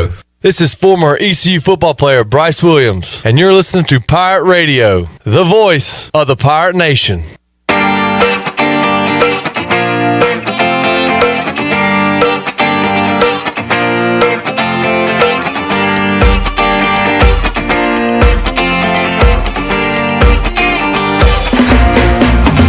You're listening to Hour 2 of Pirate Radio Live. Now, back to the show. Welcome back to the show. For the latest breaking news, interesting stories, and awesome contests that can make you a winner, be sure to follow Pirate Radio on our social media on Facebook, Twitter, and Instagram at PR927FM.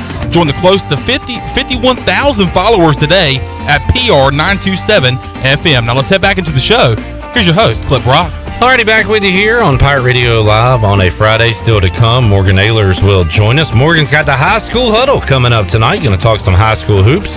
with Larry Williford, the head basketball coach of Farmville Central. Also, a little high school football with a Pirate great, C.J. Wilson, the new head coach at North Pitt. Looking forward to that conversation. In fact, we'll hear a little bit of that coming up in a minute to get you ready for tonight's show. Also, Jeff Nadu, big man on campus, will join us to talk about tonight's college hoops and NFL playoffs from a gambling perspective. Greeny, Mark Greenhelge, will be locked into some playoff action because his Patriots are taking on the Bills. It's the trilogy, round 3 of that AFC East rivalry. And Greeny, welcome to the show. You ready for a Saturday night? I am. Well, I don't know if I'm ready for the weather that's going to come Saturday night, early Sunday, but I'm definitely ready for the football game. I'm trying to figure out who capitalizes on that. Who is that good for? I just saw a stat. We're watching CBS Sports HQ here during the show, and it said Josh Allen has the second worst quarterback rating in freezing temperatures. You've got the Patriots who, Belichick has won in cold weather forever, but Mac Jones necessarily hasn't won in those cold temperatures. So, Greeny, does it help, hurt anybody? Is it a draw? What do you think with the weather? I mean, obviously it's not going to help the passing game nor the receivers trying to catch the ball. I think it comes back down to the running game, and all along I think it's the same thing. All along I think it is can the Patriots stop Josh Allen from running the football, and that's what's going to be the big thing, is that can the Patriots do that? And if they can do that, then I think they've got a chance. If they can't stop Josh Allen from getting out and running the football, then I think they're in trouble. And I think that's really what it's going to come down to. If you look at the first game, obviously passing was difficult, and they kind of kept Josh Allen in check. Second game, they couldn't keep him in check, and he ran wild, and they never had to punt. So, but it was still a close game. So, if they can control that one player, and you got to think Belichick is going to work to take away Josh Allen running the football. Now, I know the Patriots have some difficulties on defense because of COVID, so that might be a tall task for them. Greeny, Mark Greenhelge, Golf Shop Radio Show, joining us today on Pirate Radio Live. Greeny, what we love about the NFL, it's so wide open, the parity. And who's the best team in the AFC? Could it be your team, the one you're playing? Is it Mahomes and the Chiefs? Is it the team not even playing this week, the 1 seed and the Titans? I mean, is anybody head and shoulders above the other, in your opinion, in the AFC this year? No, I mean, when you look down the list, I mean, you got to think pretty much every team has a shot, you would think, to go to the Super Bowl in the AFC, except maybe the Pittsburgh Steelers. I just don't know what the Steelers have left. I mean, watching that pillow fight last week with them coming down the stretch, and it didn't seem like that was a couple of teams that really had any potential.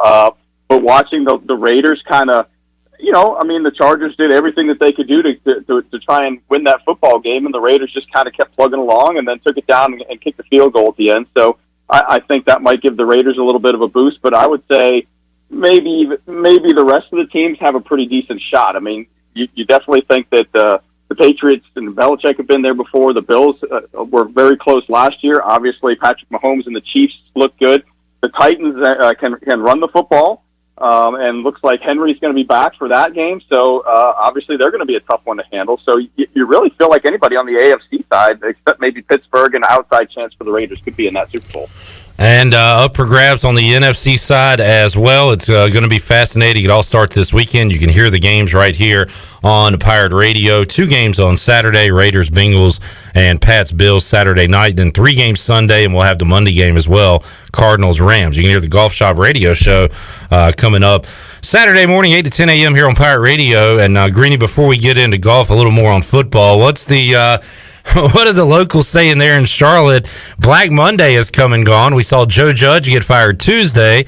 We saw David Culley get fired Thursday. Matt Rule still there in Charlotte. And, man, not a lot of fan support in Matt Rule's corner right now. What about the locals there in Charlotte? What are they saying about the Panthers? Well, to hear a Hornets game and the chant to fire Matt Rule, never a good thing. And, the weird part is, we kind of picked on Jared Richardson for never being out in public at all and making comments and talking about anything. And David Tepper's been very silent through this entire kind of season and end of the season. And that's surprising to me. I mean, I tweeted out the other day that as soon as the Dolphins fired Flores, if I'm David Tepper, I'm picking up that phone and making the phone call to that guy.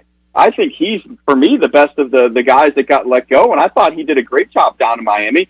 Didn't have the quarterback play to really make a stand there. I mean, maybe you take even a mediocre quarterback and throw it down on that football team, and they might be giving the Bills and the Patriots fits. I mean, they already give the Patriots fits, but so that was an interesting thing. I think there might have been a little bit of a clash between the front office and the coach, but man, I'd get on the phone and pick up and call him. And, the fact that they're firing other staff just makes no sense. And it's going to come down to the draft. I mean, we all know they should have taken a left tackle with the first pick instead of, Horn's a great cornerback, but you needed help on the offensive line when you went out and made a trade for a quarterback. So that made no sense to me. And, you need to address that. And until you address that, it doesn't matter who's quarterbacking for you. If you can't give that quarterback time or your running backs lanes to run in, your offense isn't going to be any good. Mark Greenelge, Golf Shop Radio Show, joining us today on Pirate Radio Live. Greeny, great time to be a member of the PGA Tour. They are in Hawaii once again this week, the Sony Open in Hawaii. What, if anything, you keeping an eye on in this tournament going on right now? Well, this is an interesting one. There's generally low scoring in this golf course, but they've had a lot of rain over there this year, and I mean a lot of rain. And the rough is up. I mean, the rough was as high as 6 inches at one point. They cut it down to 4 inches. 4 inches of Bermuda rough, it can be nasty. So you definitely want to look for guys who hit it fairly straight. And lo and behold, sitting at the top of the leaderboard right now, running in the second round, is Matt Kucher. Jim Furyk, even though he's on the Champions Tour, he's a very straight ball hitter, and he was leading the golf tournament for the longest time yesterday. So that's really what you want to look at. This is not a golf course that you can overpower, but you want to keep it in the fairway and be able to, get your iron shots to the green to be able to make birdies. So that's definitely a little bit of a change from what we saw last week at the Tournament of Champions when, if you didn't shoot 63, you were losing some serious ground. So look for the guys that are keeping it in play to make a run this week. Mark Greenelge, Golf Shop Radio Show, joining us on Pirate Radio Live. You can hear Greeny and the guys coming up Saturday, 8 to 10 a.m. right here on Pirate Radio. Greeny, what you got planned for Saturday's show? Well, we don't have Bill Bender this week. I mean, somebody told him that he could take a weekend. I'm not quite sure. He didn't bet that with me. But in his place, we're going to talk to Frank Garcia, the former Carolina Panther lineman. And we'll talk playoffs. We'll talk, the Panthers and all that stuff. We got a new segment coming in this week where once a month we're going to bring in Butch English to talk about, a little bit around preparing yourself to play rounds and what to do as we look at different times during the year. Then we're going to talk to both Ron Green Jr. and Alex Maselli about the PGA Tour season, but also we lost one of the great, people in the world of golf media this week in Tim Rosafort. So we're going to kind of remember Tim Rosafort with both of those guys. All right, sounds like a good show coming up on Saturday. Hornets in action tonight, taking on the Magic. I'm curious, Greeny, are you on this Hornets bandwagon, knocking off the Bucks back-to-back games at home, knocking off the Sixers, playing good? Are you paying attention to them at all? It all comes down to defense with them. They are one of the top scoring teams in the league, and when they decide to play defense, they can hang with just about any team in the league. Now, can they play that defense consistently? And if they decide to go out and get a player, which side of the ball do you look at? Do you look at somebody to be more of a defender around the rim of the basket? But what do you have to give up to get that player? So there's definitely going to be a trade-off there. But they are an entertaining team to watch. I'll give them. Yeah, no doubt. All right, Greeny, good stuff, man. We'll check you out coming up Saturday morning right here on Pirate Radio. Have a great show. Hey, have a good weekend, Cliff. Thank you, sir. There is Mark Greenelge. Good luck to his Patriots coming up on Saturday. Chandler, did you see I didn't read much into it, just saw a few headlines. What was the P.J. Washington trade talk stuff? Did you see any of that? I haven't even seen anything about that. Yeah, I don't know if it was just like rumors or kind of floating out what they could get for a P.J. Washington, but I don't know. We talked to Spencer Percy at the start of the new year, and he was he's on the fence about what they're going to do trade deadline wise. But if they're sitting there like 6th, 5th in the East, You would think they would go out and make a little move here, right? I heard today that they are only one game back from the 5th spot. Yeah. So they're currently sitting at the 7th spot right now. So a big game tonight against Orlando. Thank God it's at home. But, I mean, what does it matter? Hornets taking care of business recently with back-to-back wins in 3 days. I kind of wish they were playing a good team. I'm kind of getting nervous when they play these teams. We like talked this. about this off the air earlier about, we're more comfortable and more confident in the Hornets when they're dogs. Yeah. And tonight they're big favorites against the Magic. Took care of business against the Pistons, though, recently. A bad team at home, so hopefully they can do it again tonight. How do you feel about the Hornets' big men situation right now? No, I'm seriously asking because the Pacers are selling. What's our guy's name that talks to us at halftime at ECU basketball games? Steve Fuller. Steve. Yeah, so Chandler and I go out for a look. Just like the players, we need a break at halftime too, right? The fans. Yeah. So we walk out of Minji's, and there's this guy that always talks to us. And I've seen him for a couple years now, and he'll come up and talk about the Pirates and stuff. But he comes up to me earlier this year. Were you out there the time? Anyway, he comes up to me. He's like, Mason Plumlee ain't worth a damn. I'm like, all right. Yeah. Wait, is he playing in Minji's? Yeah, out of nowhere. He's a huge Hornets guy. So we have had kind of a hate relationship with Plumlee throughout the year. And good grief, Steve just sent a text about Miles Turner. How long have we talked about a potential Miles Turner to Charlotte? Miles Turner, Andre Drummond. I feel like it's been 4 or 5 years now. Somebody make it happen. Yeah, we've talked about it forever. But that is, as Greeny said, it's kind of defense as a whole, but certainly interior defense is an issue. Because, like you said, if you're sitting middle of the pack in the East playoffs, make a push for something.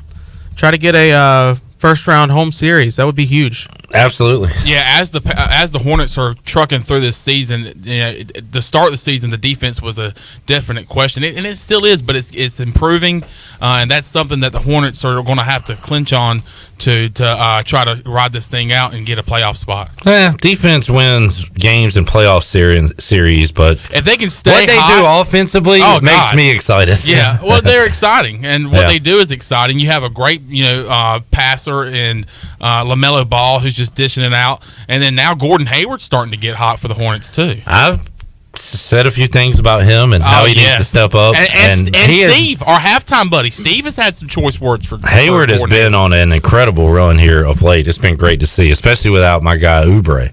They've been doing this without Kelly Oubre. Have you picked out a shirt yet? I don't know. I cannot believe there's such a great selection of novelty Kelly Oubre shirts out there, but I'm definitely getting one soon.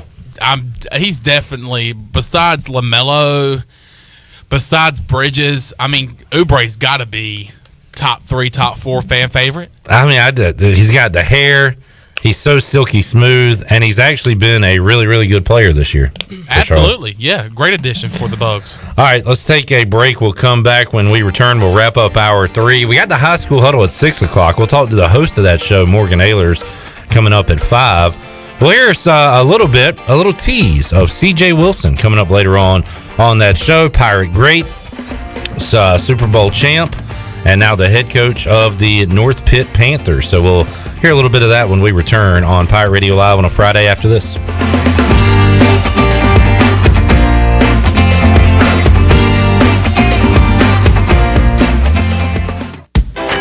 Buccaneer Music Hall is your beacon of music in the land of Pirates and ENC. Open 7 days a week from noon until 2 a.m., the Buck features live music every night of the week.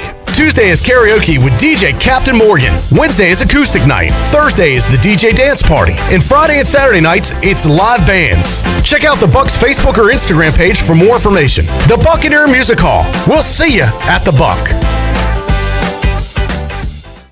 Do you suffer from allergies, asthma, or any other sinus problems? Perhaps professional cleaning of your air ducts could help. Family owned and operated in Winterville for over 22 years, Carolina Quality Air was the first certified duct cleaning company in Eastern North Carolina. From residential to commercial, they can handle any size job, big or small, including our studios here at Pirate Radio. Carolina Quality Air uses a sanitizer that kills mold in your ductwork and over 100 viruses, including the coronavirus. Visit them online at carolinaqualityair.com. Uptown Greenville's newest dining experience is open and ready to serve you. The Sidebar, a Tex-Mex fusion restaurant, offers dinner and weekend brunch. Located at 707 Dickinson Avenue, right beside the DAP House, the Sidebar has indoor dining and patio seating for everyone to enjoy. For the latest information on reservations, menu items, and more, follow the Sidebar on Facebook or on Instagram at sidebar.greenville. If you wake up in the morning with a backache, feeling more tired than you did when you went to bed, you probably need a new mattress. And the best place to get that mattress is Factory Mattress. Hi, I'm Kirk Smith, General Manager. For more than 40 years, Factory Mattress has been Greenville and Wilson's local mattress dealer. We guarantee the lowest price on the area's best selection with over 50 models to choose from. No seconds or overruns. Factory Mattress offers only first quality, direct from the manufacturer. Sealy Posturepedic, Beauty Rest, Stearns & Foster, and Tempur-Pedic. The most highly trained sales associates with over 60 years of combined experience. Same as cash financing with zero interest up to 48 months and free local delivery. Face it, to have a good day, you've got to have a good night. So sleep better knowing you saved money at Factory Mattress, locally owned on Greenville Boulevard in Greenville, on Forest Hills Road in Wilson, on the web at factorymattressusa.com, and a proud member of Pirates Supporting Pirates. This is Mark Washington with Max Sports Performance at Max Fitness. Our facility has reopened and is following all safety protocols. The best thing you can do to strengthen your immune system is, of course, to work out and exercise on a regular basis. I can assist you as your performance coach. You can also enjoy the benefits of a private facility. Avoid the crowds and work out at Max Fitness. Now is the time to get healthy. Max Fitness, just off Highway 43 in the old Ace Hardware building behind Speedway in Greenville. Call me, Mark Washington, 902-4877. Chico's Mexican Restaurant in downtown Greenville is the perfect place to get all your amigos together for some Mexican food, fun, and football. Chico's has been a game day tradition for Pirate football fans for over 30 years. Whether the game is home or away, make it a Chico's day for some great specials and the best chips and salsa in town. Chico's Mexican Restaurant in downtown Greenville and online at chicosrestaurant.com. Go Pirates! It's a new year and we have some exciting news at Angel Oak Home Loans. This is Talbot Green and I would like to introduce you to the newest member of our team, Braxton Green. I've known Braxton his entire life because he's my nephew. He is also a recent ECU graduate and has lived in Eastern North Carolina his entire life. This is Braxton Green and I'm looking forward to working with you with your next home loan or refinance. Give us a call at Angel Oak Home Loans today at 751-2060. NMLS 1719250 and 685842. Equal housing lender. Welcome aboard the Pirate Ship of Fun. Pirate Radio, Prepare for the adventure of a lifetime. the voice of the Pirate Nation.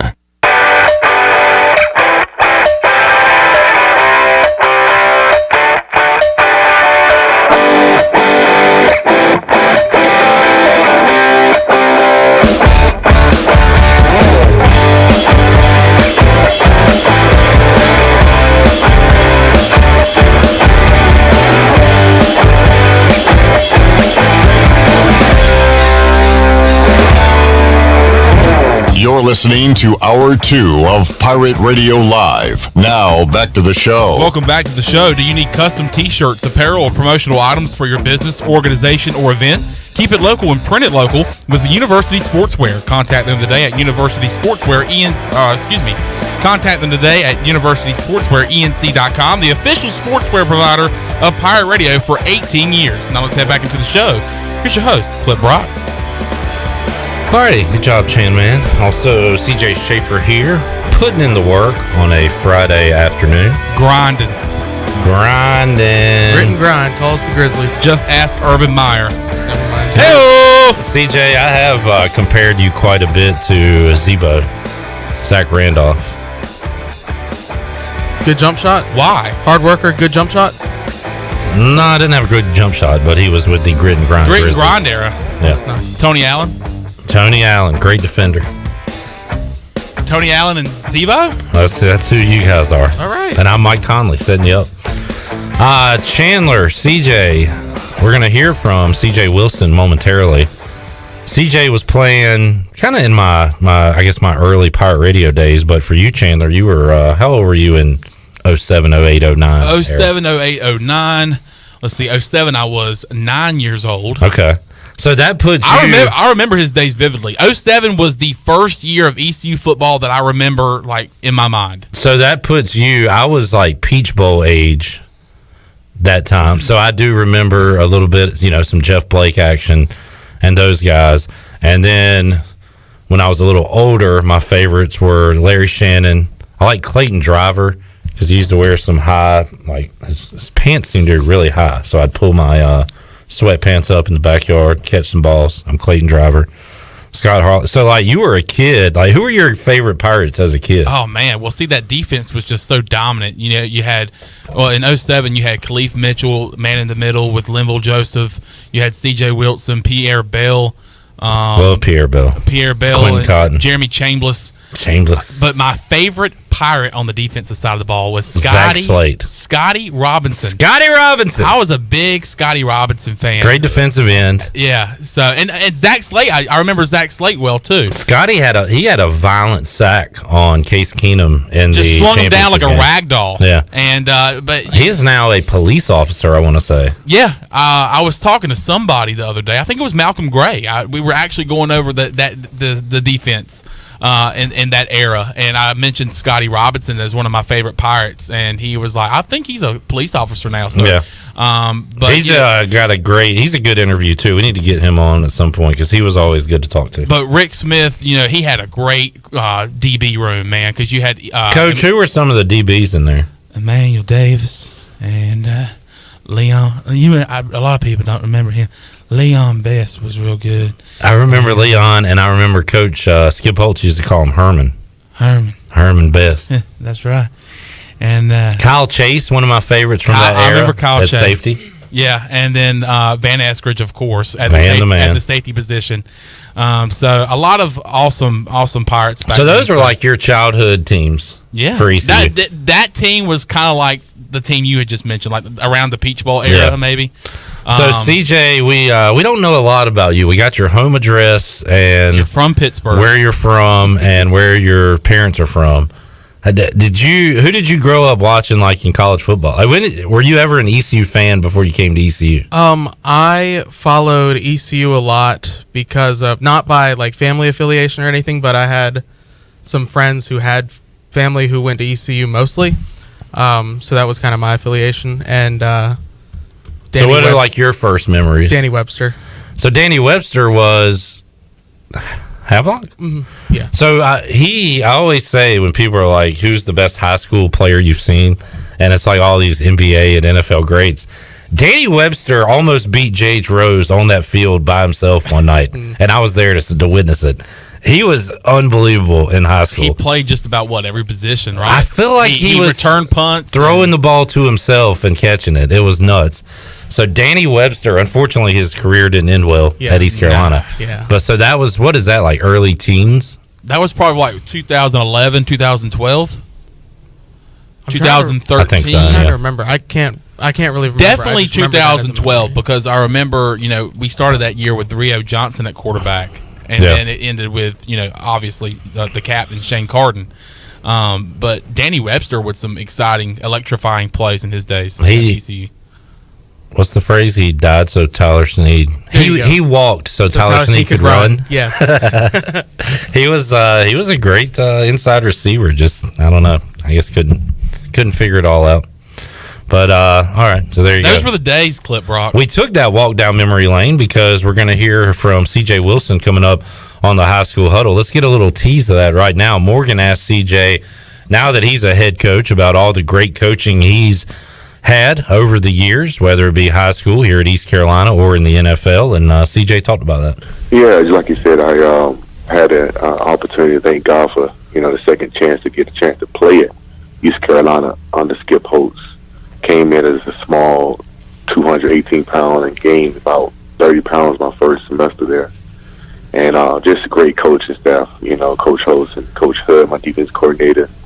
And just great guys, that took me under the wings and showed me the way of Pirate Nation, Pirate football. And it still stuck with me all the way through the NFL. And even now, just to being accountable on time, it was part, I would say, one of the most important times in my life where I learned so much and about the game and just about life, period, when it comes to, you know, sports and being on time and stuff like that. But I had it was great just being able to grow and believing in me that I was believing in me more than I believed in myself. And I'm just trying to instill the same thing in these guys now. Earlier, you know, about being on time and believing in themselves, and just you only get out what you put in, just working hard every day. And that's what I'm trying to do right now, coming from East Carolina, just instill the same program there, here. Really cool to hear C.J. Wilson as a grown, old, mature adult now, and knowing him when he was a youngster at East Carolina, always one of the nicest guys, always smiling, and could really get it done on the football field. I wonder if Case Keenum still has nightmares of that day, because he was just under duress all day long, it seemed like. But I just thought about it while I was listening to CJ. I think the 2009 CUSA championship game is my Peach Bowl, like, to Troy D. Mm-hmm. I just didn't get any turf from the, I didn't get any turf from that game, though. My Peach Bowl is definitely ECU, Miami, and Raleigh. You were there? I was there. That was freaking epic. I mean, you had Portis, Moss, Reggie Wayne. It was Did you get on the field? No, I didn't, because I went with a friend of mine whose dad was a state guy. So he was probably opposed as to all the goalposts and fans going crazy and stuff like that. So I was behaving in the stands while all that was happening. Well, in 2009, when we had won the championship, the coolest thing about that in hosting a championship is they roll a stage out there. They do the trophy ceremony and all that. And Skip Holtz gets up there, and I think Patrick Pinckney was up there with him. Van Eskridge, maybe Dwayne Harris was up there.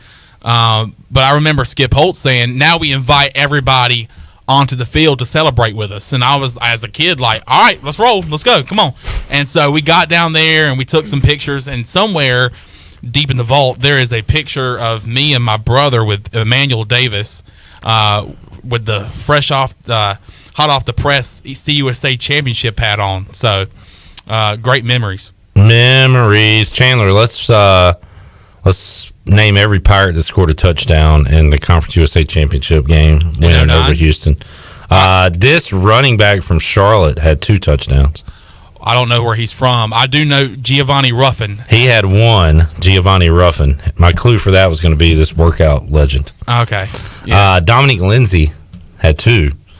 And then my all-time favorite Pirate to watch had Harris. A touchdown catch, Dwayne Harris. Wide open and fell down, I remember. It's like still in my mind. And I brought this box score up because you said, I wonder if Case Keenum has nightmares. Now, he lost the game. He got thrown down. He did have 527 passing yards. No, it was crazy. I don't know if he has nightmares. He had 5 touchdowns. The thing is, though, he had 3 interceptions. They had a wide receiver. Was it Carrier? There was a wide receiver. Carrier and Cleveland. Cleveland had 19 for 241. Oh, my God. Carrier, 11 for 94. Like, they were, they were a machine offensively. And, yeah, you don't want to give up over 500 passing yards, but the 3 interceptions was huge. Yeah. Including the last one. Especially that last one. And, man, what a crappy day it was in Greenville that day. Cold, overcast. I did not even go to that game. Slight rain. I did the pregame show and I watched it at my parents' house. I wasn't feeling great, so I did not go to Dowdy Ficklin Stadium that day. The crowd wasn't to its full capacity, but, man, when Van Eskridge got that interception, that crowd pop in Dowdy Ficklin Stadium. One of the all-time great crowd pops. Oh, was just amazing. We need to find it. I'm going to find it during the break and play it when we return and when we talk to Morgan Ahlers. I remember talking a lot about Morgan that game, leading up to that game, because the conference said he couldn't do first down Pirates. You couldn't show favoritism. Or any of that stuff. So I remember that being so weird. Yeah. All right, hour 3 on tap. Morgan Ahlers also will make you a winner. How about a shrimp taco to Chico's? That could be yours coming up in hour 3 as well. We roll on a Friday after this.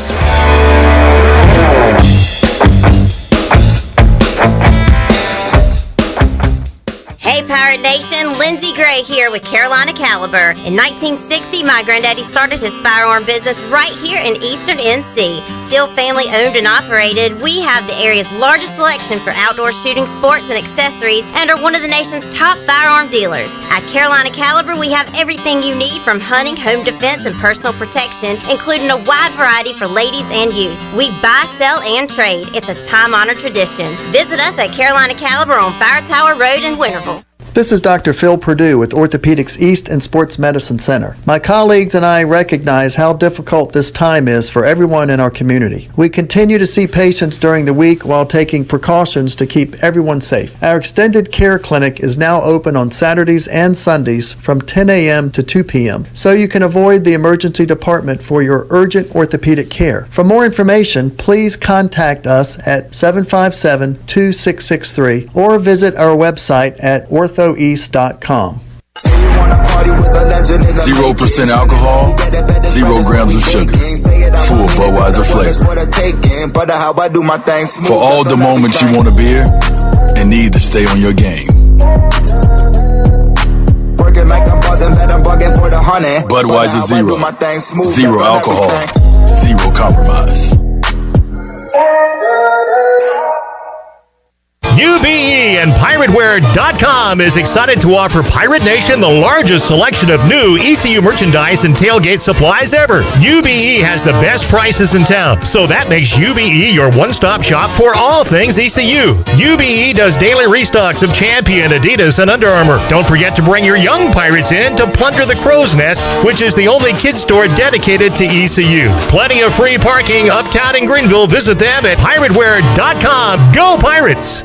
Safety comes first at Greenville Utilities. Did you know that by itself, natural gas is completely odorless? As a safety precaution, a chemical is added to the gas that gives it a distinctive and unpleasant odor. This allows you to detect the slightest amount of natural gas both indoors and outdoors. If you smell a strong odor of natural gas in or near your home, you should immediately call Greenville Utilities. GUC maintains staff around the clock in order to provide immediate response to emergencies such as natural gas leaks. You can count on GUC to keep safety job number one.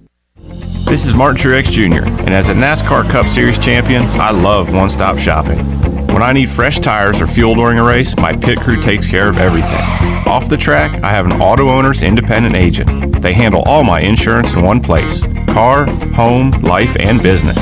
Get your own pit crew and find a local agency with auto owner's insurance.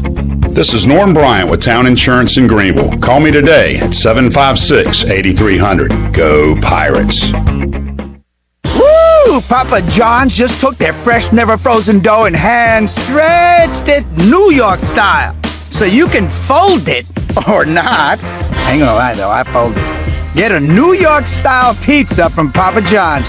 Hey, Pirate fans, the new Papa John's New York-style pizza is a MVP move for game day or any day. Place your order online at papajohns.com and sign up for Papa Rewards. Papa John's, the official pizza of the ECU Pirates. Hey, this is Troy D., proud ECU grad from the class of 94. And if you know me, you know I love the 90s here at ECU. It was some of our glory days, including bowl games, the Peach Bowl, and even a March Madness appearance. Relive those days with my friends from Tailgate Classics. Tailgate Classics is a cool retro store with all types of merchandise, including the 90s ECU vintage tees and hats. Check out Tailgate Classics in person, 304 Evans Street, or online at shoptailgateclassics.com. Tailgate Classics, bringing back the throwbacks. This is Pirate Radio, WGHB Farmville, 1250 and 92.7 FM Greenville, WDLX Washington, 930 and 104.1 FM Washington.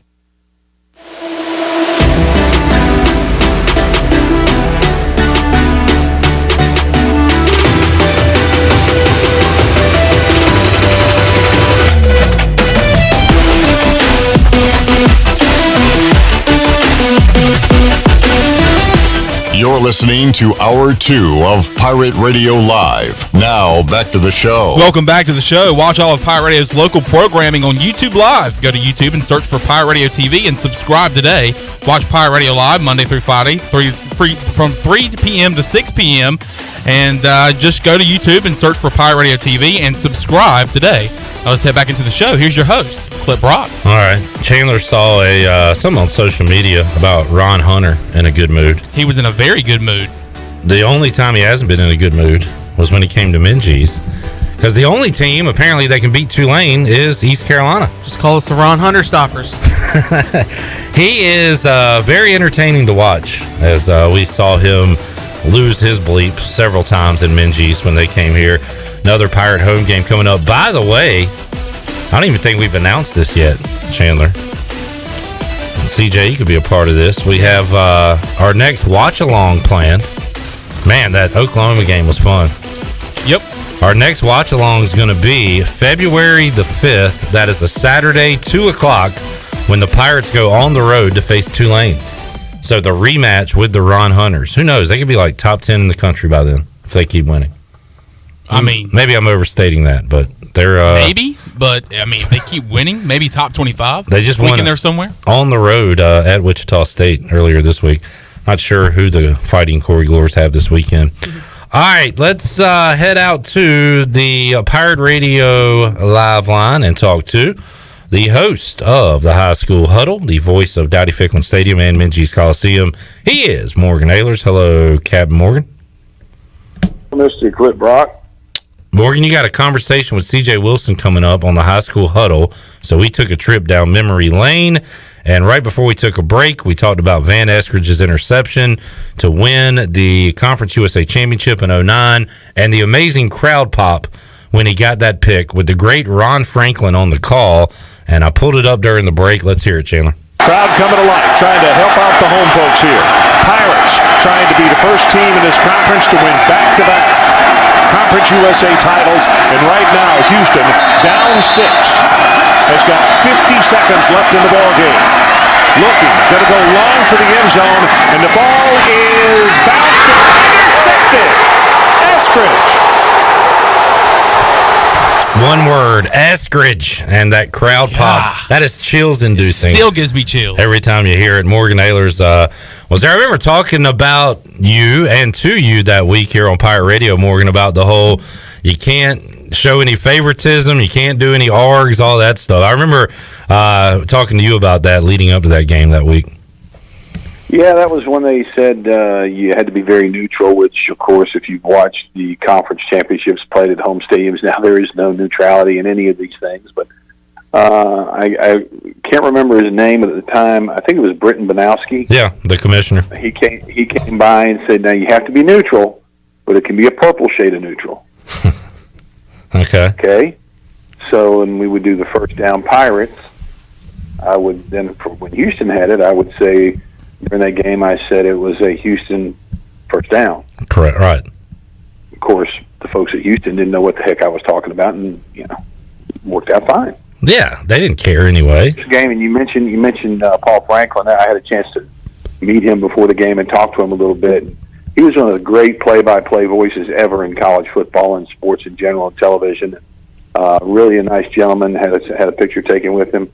I think that was my very first picture phone, as a matter of fact, because not even a half a gigabyte, kilobyte, metabyte, whatever, so grainy you couldn't see it, but that was a picture I've got of him, so it was pretty cool. He did that game, he did the Peach Bowl, and also when I hear him, I think of like a night game at Neyland Stadium, like Tennessee, I hear SEC when I hear his voice. Did a lot of SEC games. Yeah. He was, but again, a really nice gentleman and great voice, and he was like the Keith, one of the, that era of broadcasters that just commanded respect when he went in there and you listened to a game, and he brought the emotion, he brought the color, to the game, and the knowledge of the game. It was really especially if you get a chance to go back and listen to some of these guys with the way they broadcast the games. Morgan Ahlers joining us. Morgan, you've been close to the East Carolina, athletics and the programs for years now, and you get to see these guys grow up during their time at ECU, and it is really neat. I remember interviewing CJ Wilson as a player, and now to hear his upcoming interview with you on the High School Huddle. We played a clip of it a moment ago, but he's a grown man now. He's a grown, mature man. It's really cool to see these guys grow and to grow into what they become. And he did a great job with North Pitt and the defensive side of the ball. We talked to Brian North about it earlier, but he's taken over now as head coach, and we played a little bit of that interview. Can't wait to hear the whole thing coming up on the High School Huddle at 6.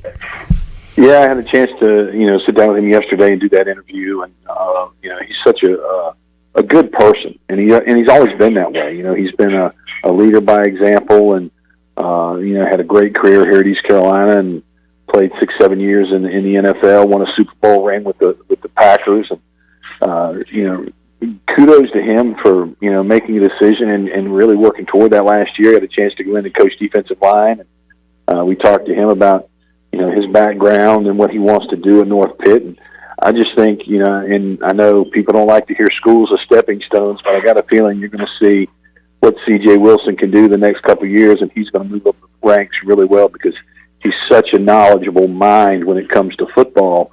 And, if you're a player, there's some great coaches around here. Don't get me wrong, but when you've got a Super Bowl champion as your head coach, he's been there, done that. He's from Eastern North Carolina.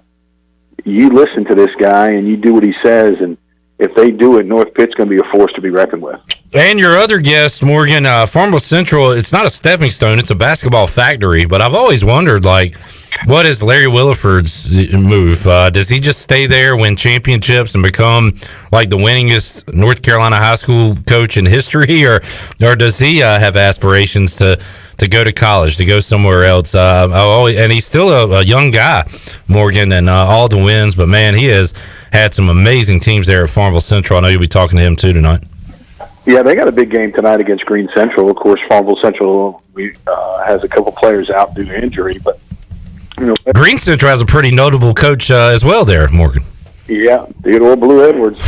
When I played at Mount Olive my sophomore year, bad knees put me into sort of the assistant coaching ranks, and I remember going with my head coach to Greene Central to watch Blue play, and he ended up going to Lewisburg versus Mount Olive. So a little still backstory there, but then I got to know Blue real well here at East Carolina, and he's done well over there, and those guys playing well. And I think between them right now, they've got 5 losses on the season between the two teams, and Farmville Central is going to be rocking tonight in that gym.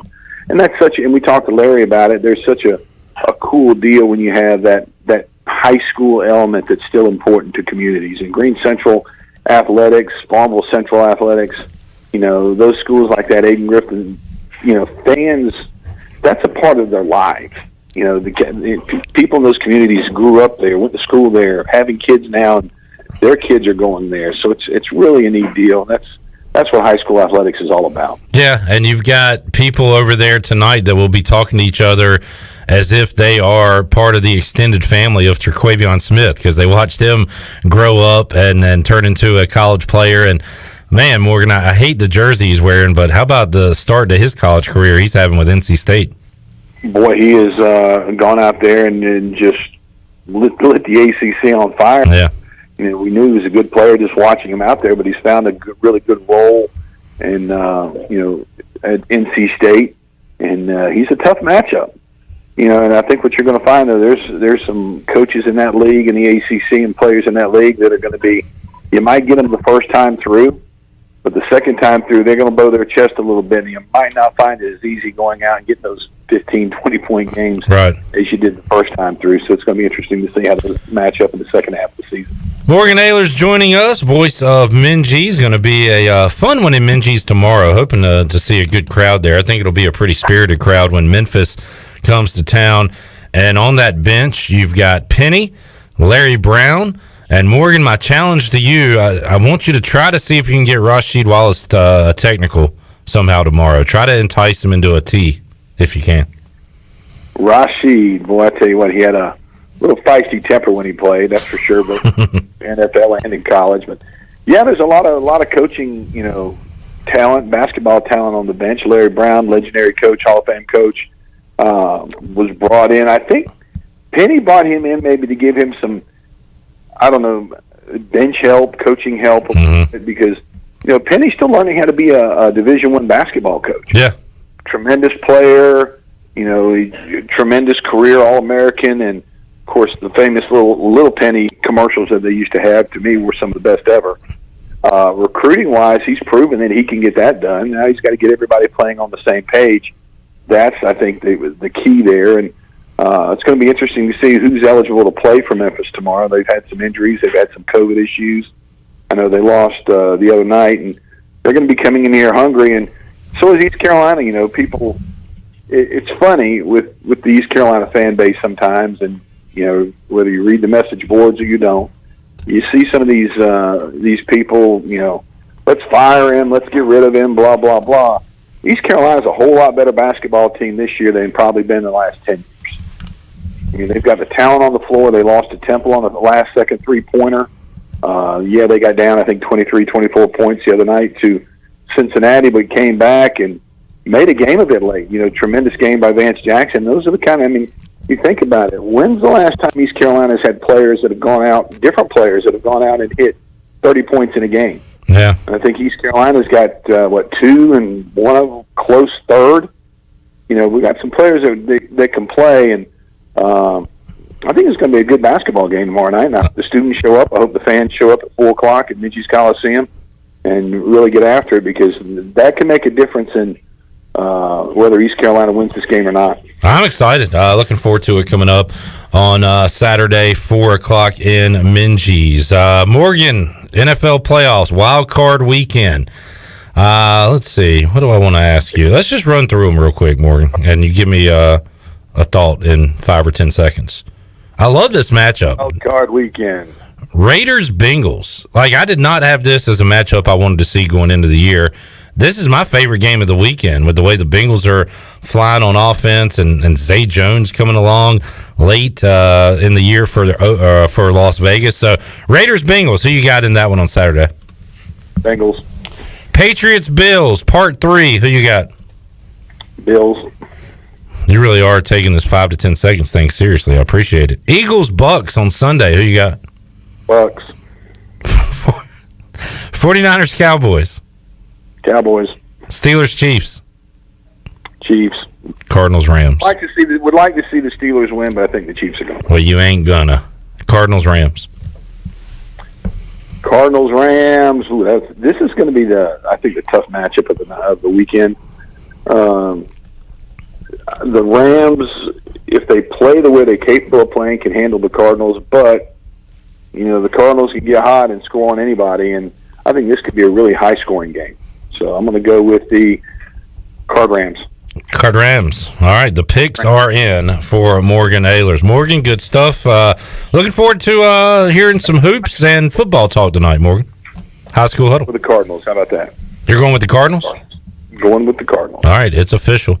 I also kind of heard you say Rams, so when we play it back next week, I can edit it to where you picked the Rams. So good job there. I picked the Rams.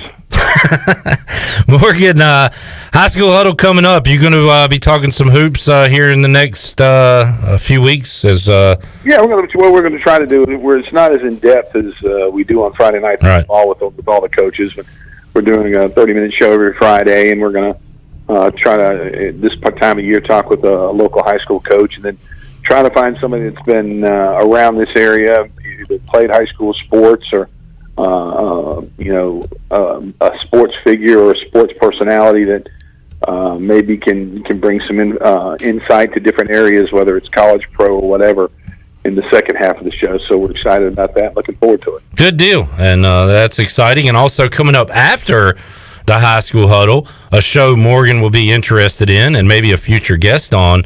First Pirate Radio podcast wrestling edition with the big dog Glenn Griffin and CJ Schaefer. They went to AEW Wednesday night in PNC Arena, Morgan, so they're going to recap that and talk some wrestling. So tune into that after your show. Heard that was a great night the other night. As a matter of fact, Holton and Griffin went. Cool. The night they were up there, and they said they had a great time, and great upstart company, AEW. And yeah, I'd love to be on the show talking a little wrestling. Wrestling. All right, Morgan, have a good weekend, buddy. We'll talk soon. All right, bud. DJ Captain Morgan joining us today on the Pirate Radio Live Line. They sound kind of down. I hope he's up tomorrow at 4 o'clock. Yeah, the send-off was kind of sad. He was like, bye. Maybe he's saving it for tomorrow. Yeah, he's saving his excitement. That's fine. I'll take that. He knows the upset is coming. He's got the spoilers already, so. Shooting 2. Good job, Chandler. Tell you what, let's make somebody a winner right now and open up the Pirate Radio Live line. Booty, booty, booty, booty, booty everywhere. Booty, booty, booty, booty, booty everywhere. You were on that. Good work there. see money. Yeah, boy. Don't do that. Don't do that. Let's go caller number 5 on a Friday. Shrimp taco to Chico's can be yours if you're caller 5. We'll take a timeout, come back. Big man on campus, Jeff Nadu, joins us after this.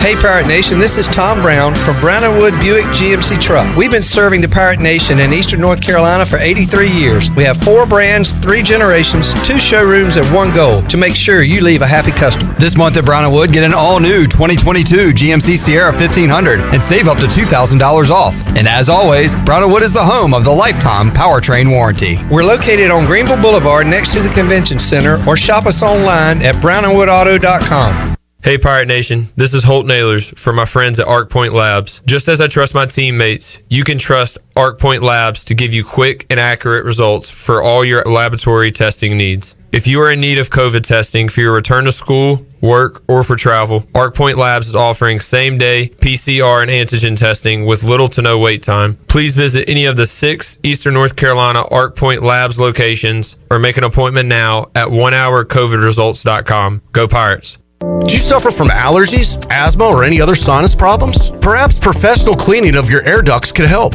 Family owned and operated in Winterville for over 22 years, Carolina Quality Air was the first certified duct cleaning company in Eastern North Carolina. From residential to commercial, they can handle any size job, big or small, including our studios here at Pirate Radio. Carolina Quality Air uses a sanitizer that kills mold in your ductwork and over 100 viruses, including the coronavirus. Visit them online at CarolinaQualityAir.com.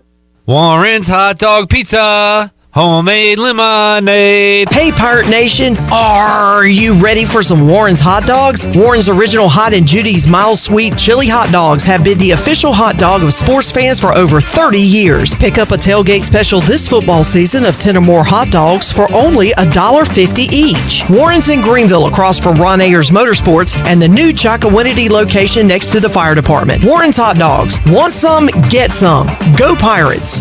The convenience of Pitt Greenville Airport is waiting just outside your front door. Service is back, so you're connected to destinations worldwide through flights from American Airlines. Plan your next trip. Book your flights today at flypgv.com or aa.com. Avoid the long check-in lines and congestion at the big airports and fly local at PGV. Fast, convenient, and close to home, PGV has more American Airlines flights. Book today at aa.com. PGV, where the pirates fly. Get the best of the best for less at Bostic Sugg Furniture. The best name brand furniture at savings up to 15% off store-wide, plus 12 months special financing. Save on the best looks for your home. Save up to 70% off clearance items or get 72 months special financing. Get your best night's sleep on a comfortable new mattress with 72 months special financing. It's better than the rest. It's the best of the best, and it's going on now at Bostic Sugg Furniture. At Union Bank, we understand you live life on the go. That's why our banking options are designed to serve you, wherever you are. If you want to meet us in person at one of our local branches, complete banking tasks on the go from the mobile app, or bank from your office with convenient remote deposit and cash management services, we're everywhere you need us to be. Whether you're simply managing a busy schedule or an entire business, we're right there with you with personalized service and helpful tools. Call or visit us online at unionbanknc.com. Union Bank is a member FDIC and equal housing lender. At Jimmy John's, we don't make sandwiches. We make the sandwich of sandwiches. We use fresh veggies because we don't hate salads. We just feel bad for them. We make our sandwiches exactly how you want because you're the one who's eating it. And we bake bread all day, every day because stale bread isn't bread. It's croutons. Sandwich history is written by the victors. Good thing we have legible handwriting. Jimmy John's, the sandwich of sandwiches. Order pickup or delivery on the app. Pirate radio sounds different. Difference is good. You are all the same. You'll be ashamed. Because different is good. Oh yeah. Pirate radio.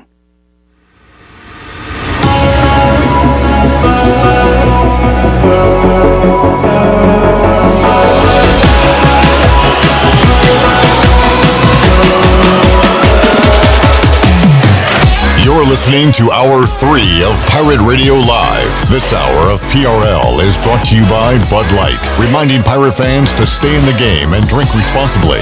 Bud Light, the official beer of the ECU Pirates, and proudly distributed by Carolina Eagle Distributing since 1989. Now, back to the show. Welcome back to the show. Did you miss a show on Pirate Radio? Well, don't worry, because you can listen to all of Pirate Radio's archive local programming by subscribing to us on Apple Podcasts, SoundCloud, or Spotify. Subscribe today by going to the podcast app on your iPhone or Apple device and search for the Pirate Radio audio archives. And congratulations to Nick Wedby of Grimesland, the winner of a shrimp taco lunch from Chico's. Grab your amigos and head to Chico's. Enjoy your favorites like shrimp tacos, steak and chicken fajitas, burritos, enchiladas, ACP, and more. Plus, ice-cold cervezas and Chico's famous margaritas are always available for Mexican food and fun. It's got to be Chico's. Now let's head back into the show. Here's your host, Clip Rock. All right, you're eligible to win once a month. Nick wins it today. Nick won, I guess, last month. Anyway, his most recent win, guess what he won? What? A shrimp taco to Chico. Oh, really? And I said, I hope you like shrimp, and he confirmed that he does. Nice. So he is dominating the shrimp tacos here these last couple of months. So congratulations to Nick. And trying to get him to spell that last name was difficult on the phone. Wedby. All right, college hoops tonight, NBA tonight, NFL playoffs this weekend, and we'll talk about it all, including ECU Memphis right now with the big man on campus, Jeff Nadu. He joins us on the Pirate Radio Live line to get you ready for your sports weekend from a gambling perspective. Jeff, how you doing today? It's interesting. You look at the extended forecast in Tampa. There's supposed to be rain Sunday morning, but by 1, 2 o'clock, it's supposed to kind of clear up. That was a great start to the phone call. So that was when I asked Jeff about weather in Tampa, Philly. And I said, hey, Jeff, the line has moved and the over-under has moved a full field goal because of wind and weather in Tampa. Do you or do you not find that interesting?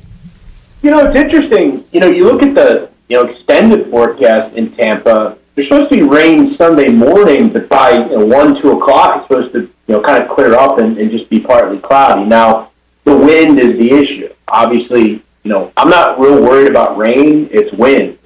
So, yeah, I think that presents a problem, and I think that presents a problem for the Eagles. Okay, I mean, they want to run the football, but if they can't throw the football, what do? Tampa's got the best run defense in the NFL.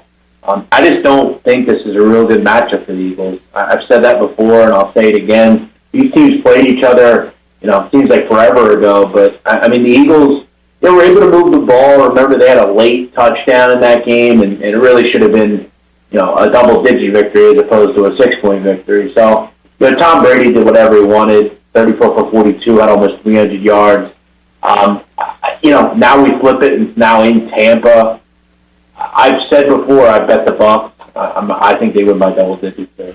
All right, Bucs are the play. How about Saturday, Jeff? Cold weather in Cincinnati and brutally cold weather in Buffalo. You would think the Patriots could handle that. How about their young quarterback, Mac Jones? And how about the Raiders? Does that affect them being from a nice fair weather, dome team there in Vegas, playing in the cold in Cincinnati? What about these cold weather games on Saturday? What do you think? Yeah, I mean, as far as the Raiders-Bengals, I think it's a tough game. I probably lean Raiders, but I think you made a good point about the weather. It's not something they're real used to. I mean, Derek Carr hasn't been in a ton of playoff games either. Neither has Joe Burrow, for that matter. I think that game's close, and I think people have agreed. That opened 6.5 down to 5.5.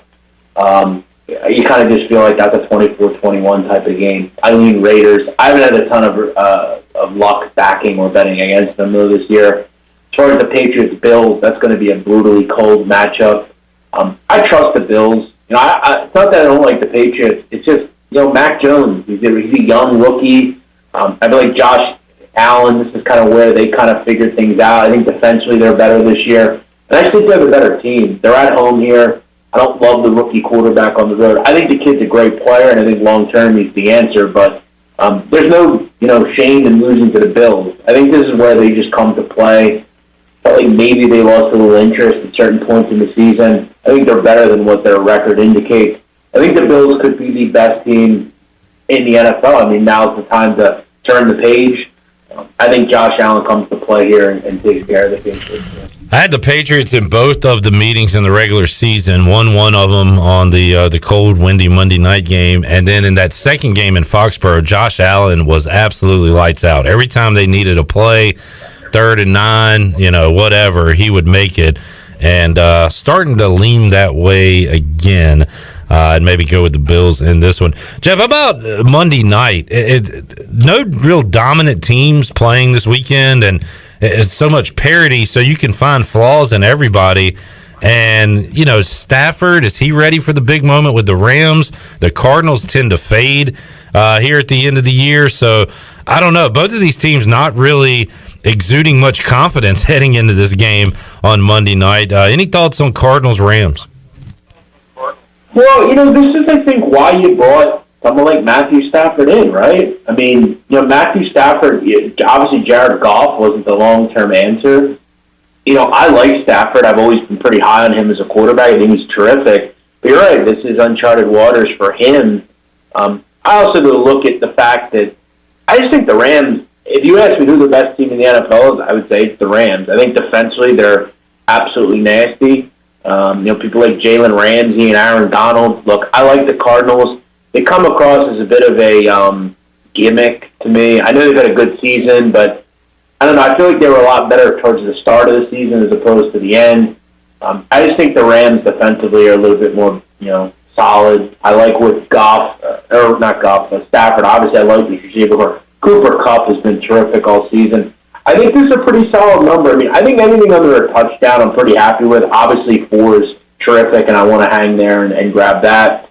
I think, again, though, they were a good story, the Cardinals, but I just don't think they're on the level of beating the Rams, who I think are the best team in football. I think they take care of business and move on. All right, I got a future on them, so let's ride with the L.A. Rams coming up on Monday night. Talking to the big man on campus, Jeff Nadu. Let's dive into some college basketball.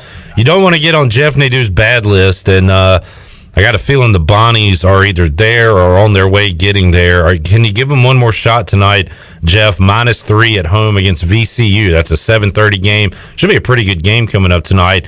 Can you ride with the Bonnies, or are they on your no-fly list right now?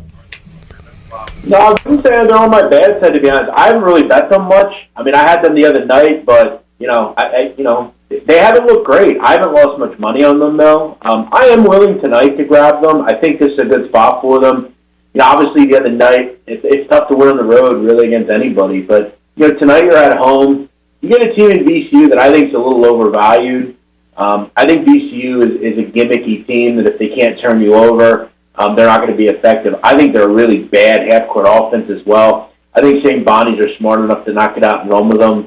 I think at home this is a good spot, especially with the number 2.5. I think you're getting a pretty good price here on a buy low spot with Bonnie's. A lot of people feel like this team isn't any good. VCU's been rolling, but in further inspection of VCU, I'm just not that interested in what they've done recently. Really haven't beaten anyone we're talking about. They don't have Bones Highland anymore. I think this game comes down to the half court and Kyle Lofton. I trust Bonnie's at home to get the job done. Yeah, so I think this is a pretty good spot. Bonnie's take care of business tonight at home.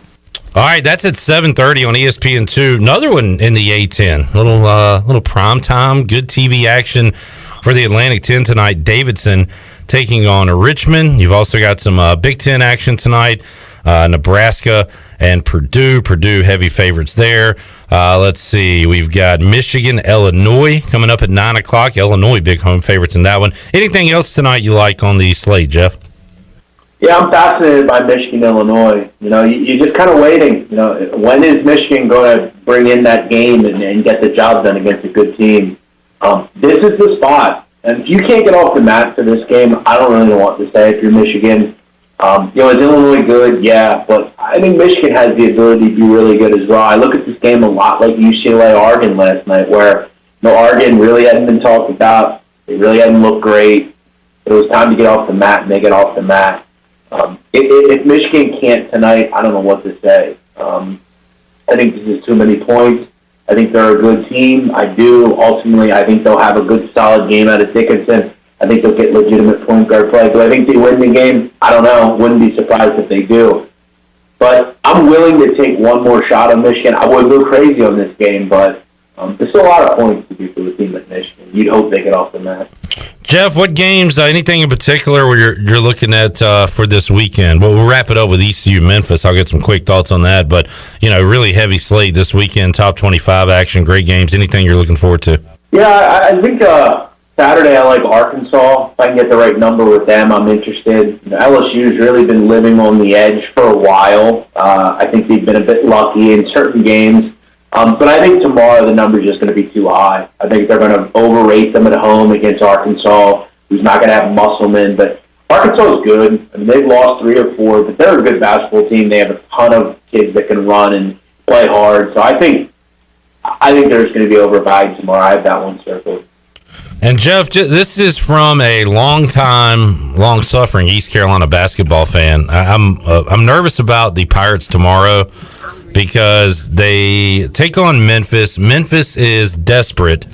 They've already got a couple losses here in the American. They need to win and stack some wins if they want to, get in as an at-large. East Carolina undefeated at home. There's going to be a good crowd tomorrow, I think, in Minji's, and it seems like every time people start to get a little excited and a big crowd shows up, the Pirates get blown out. So I don't know what the number is going to be. I'm just myself. I hope they can put a good performance together, but I'm a little nervous about Memphis ECU tomorrow.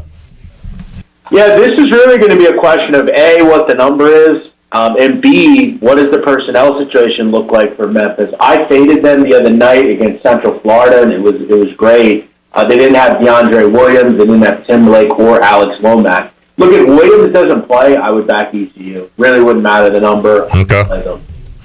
And you look at last season, Memphis killed them in Memphis. ECU hung around in ECU. So, yeah, it's all about personnel for me. I'm not real worried about, ECU necessarily. I want to know what's going on with Williams. If Williams does not play, I would be all over ECU. Memphis is a bad basketball team without DeAndre Williams. They turn the ball over constantly. They're not good from the line. They're not good defensively. They do really nothing well without him. He's their best player. And without him, this team doesn't care. Imani Bates doesn't care about playing college basketball. Jalen Duren doesn't really either, for that matter. They're poorly coached. Penny Hardaway, I'd be hard-pressed to find a coach in 350 teams in America worse than him. I don't think there is one. I think he's a hideous basketball coach that has no business at high-level college league. All right, do your research before tip-off tomorrow, folks, 4 o'clock Minji's, and see who's playing on the Tiger side of things. Big man, thanks for joining us. Follow him on Twitter at JeffNadu. You can get his premium plays, patreon.com/BMOC. Also, download the Sit Down podcast today if you're into Mafia history. Jeff, have a great weekend, man. We'll reconvene with you next week here on Pirate Radio Live. Thanks, Clip. Enjoy the football and hoops. All right, there he is, the big man on campus, Jeff Nadu. Great sports weekend for you and yours, and right here in our backyard as well with ECU Hoops taking on Memphis 4 o'clock Saturday in Minji's Coliseum. We'll take a timeout, come back, have more for you. Hour 3 on this Friday edition of Pirate Radio Live. Back after this.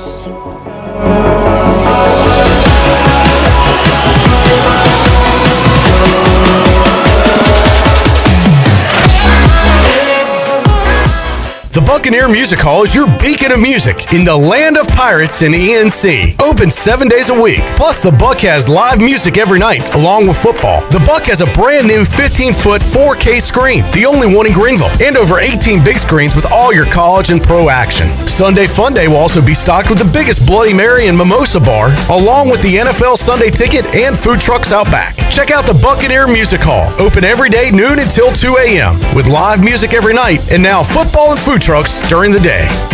Hey dads, it's back. Plan to join us for our 6th annual Daddy-Daughter Dance Friday, February 11th at Rock Springs. This event will be a fun night of games, music, photo keepsakes, raffle tickets, and of course, dancing. Best of all, 100% of the proceeds will go to Daughters for Dads, which supports local families affected by cancer. Sponsorship opportunities are also available. Purchase your tickets today by going to eventbrite.com and search for Daughters for Dads. We will see you Friday, February 11th at Rock Springs. Before anyone walks into your business, the outside is what they see. Make sure your first impression is a good impression with the right curb appeal. Hi, this is Daniel Andrews from Dan Andrews Lawn Service. We specialize in making your business look great. Let us handle all your professional landscaping needs. We do it all so you don't ever have to worry. Residential services are also available. Call us today at 717-8006 and we'll come out and give you a free quote. Taking care of your landscaping needs is all we do, and we've been doing it for over 20 years. You can trust our reliable team at Dan Andrews Lawn Service, covering all of Eastern North Carolina. For the latest from the world of golf, tune in every Saturday morning from 8 to 10 for the Golf Shop Radio Show. Hosts Mark Greenhelves and Matt Blanchard talk golf from tee to green and everything in between. If you like golf, you're gonna love Golf Shop Radio. Before you tee up, drop on in. Welcome to the Golf Shop. Did you know time spent outdoors can help improve your children's health and bring balance to their life? The Outdoor Heritage Advisory Council invites you to join the Patch program. This program is for any child under the age of 16 and includes activities like fishing, hunting, and hiking. These are just one of the many ways you can earn the exclusive patches from the Outdoor Heritage Council. For more information on how to sign up and get your adventure started, visit outdoorheritage.nc.gov. In studio with Gloria from Kinetic Physical Therapy. Gloria, what is cryotherapy? Cryotherapy is when your body is exposed to extremely cold but therapeutic temperatures for several minutes. It has many benefits, including decreased pain, decreased inflammation, increased energy, and improved overall wellness. That's why at Kinetic Physical Therapy and Wellness, we offer a wide variety of services, including cryotherapy. So whether you're an athlete or whether you just want to give your health a boost, cryotherapy will help to ensure that you're feeling great and living well. So come chill with us and you'll be back for more. The convenience of Pitt Greenville Airport is waiting just outside your front door. Service is back, so you're connected to destinations worldwide through flights from American Airlines. Plan your next trip. Book your flights today at flypgv.com or aa.com. Avoid the long check-in lines and congestion at the big airports and fly local at PGV. Fast, convenient, and close to home, PGV has more American Airlines flights. Book today at aa.com. PGV, where the pirates fly. The icy treat that can't be beat is Sparky Snowballs. From big kids to little kids, Sparky Snowballs has been making smiles happen for over 20 years. If you're not in the mood to chill out with a snowball, Sparky's funnel cakes and fried Oreos are a perfect Sparky-licious treat every time. Are you having an event, party, or fundraiser? Call Sparky's to come on site. Remember to follow Sparky's on Facebook or visit SparkySnowballs.com to see where they'll be next.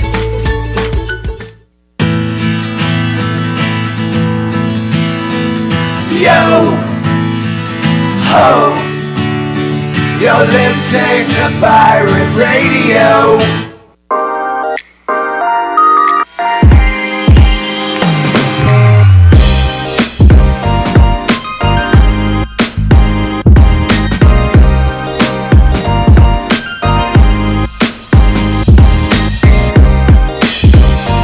You're listening to Hour 3 of Pirate Radio Live. This hour of PRL is brought to you by Bud Light, reminding Pirate fans to stay in the game and drink responsibly.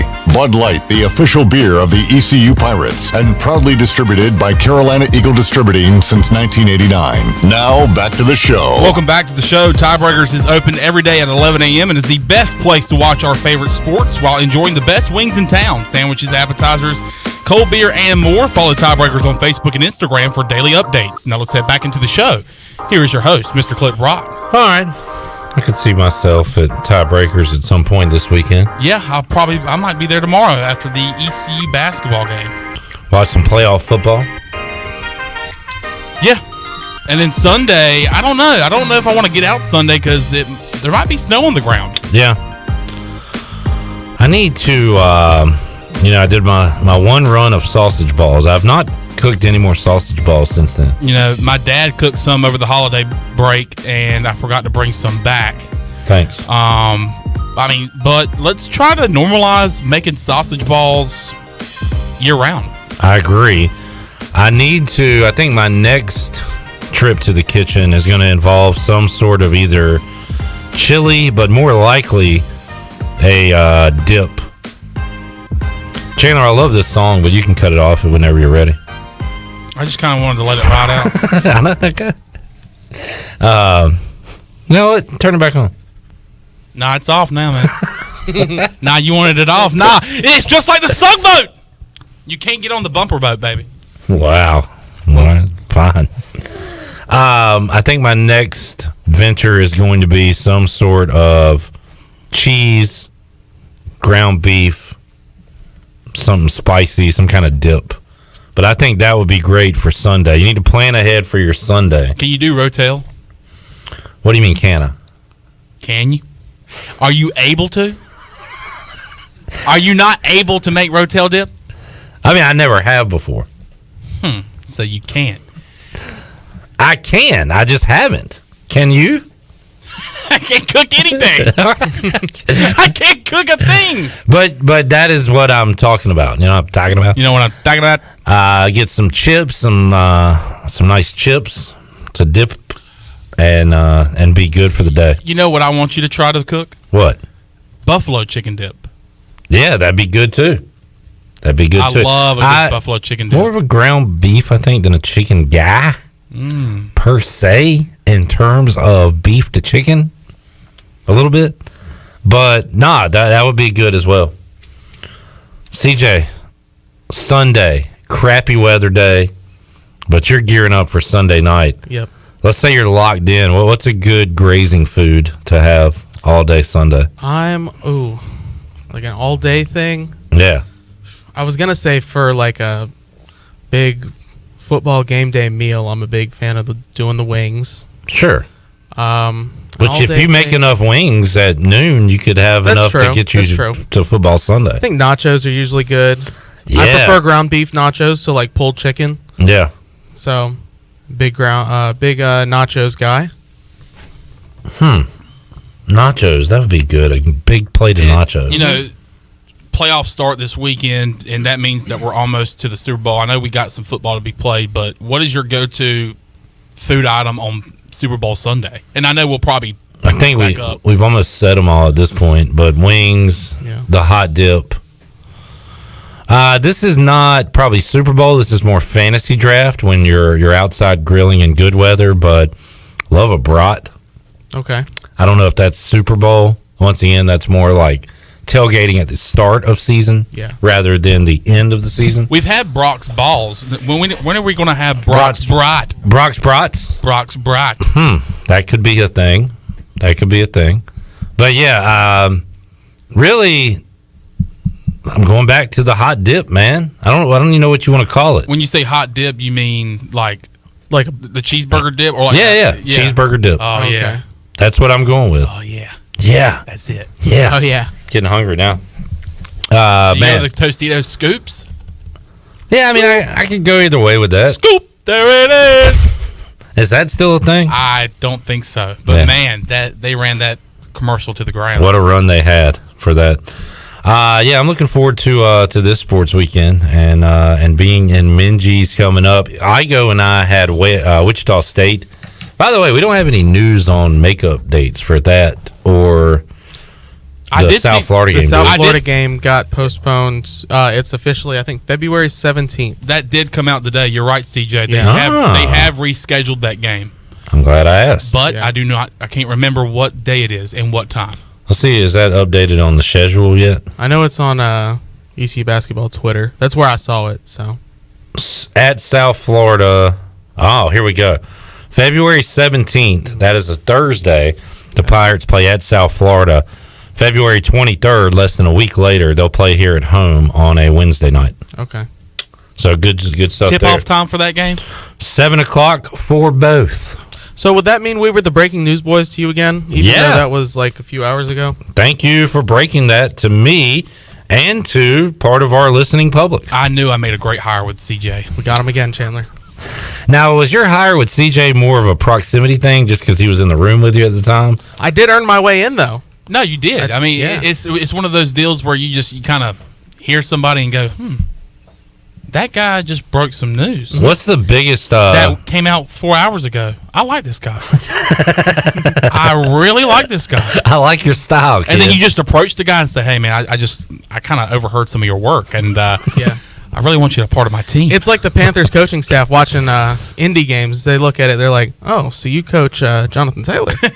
Wow. It's not that bad. I'm glad. You know. I'm glad Chandler laughed at that instead. Had a different response. It's to that. not that bad. No. What's your biggest, the biggest story you broke as part of the breaking news, boys? Oh, it was Brent Venables going to Oklahoma. No. It was something else, maybe. Yeah. But there was one that I broke, and it might have been like 2 days old. You've had a lot of long snapper news that you broke for us. By the way, long snapper news coming your way right now. ECU hosted a long snapper last weekend. On a visit. What was his name? Cannot remember, but he is coming from FIU. Did he go to? He has a leg tattoo, like straight on, just leg sleeve. Leg sleeve. Oh wow! On one leg. This dude's legit. How do you feel about a leg sleeve? Somebody had an arm sleeve. Oh, is it Alonzo Frink? I think it might be Frink. Let me see if I can find a picture of him. Do you Frink so? I Frink so, but I'm not 100% positive. Alonzo Frink. I think he's got. You fraught wrong. Or did you fraught right? I don't see a lot of ink on these old pictures of Alonzo Frink. Is he our Kelly Oubre? Maybe I'm thinking of somebody else. Somebody had a sweet sleeve. On ECU? Yeah. Yeah, it's Frank. His check out his left arm tomorrow when you walk into Minji's. He's got a lot. Like, it looks like he got the good stuff. He spent some money on that thing. So check that out. Something to keep an eye on when you're in Minji's on Saturday. Oh, as soon as I walk into the arena, I'm like going to be glued to the floor. Frank! Show me your tat! Nice sleeve, bro! The sleeve! No. The sleeve! Tattoo sleeve! Sweet! Nice! Good luck today! Love you! I'm sorry. Big fan! Yeah. I didn't mean it. Oh, what's up? What's up, Rasheed Wallace? Good to see you.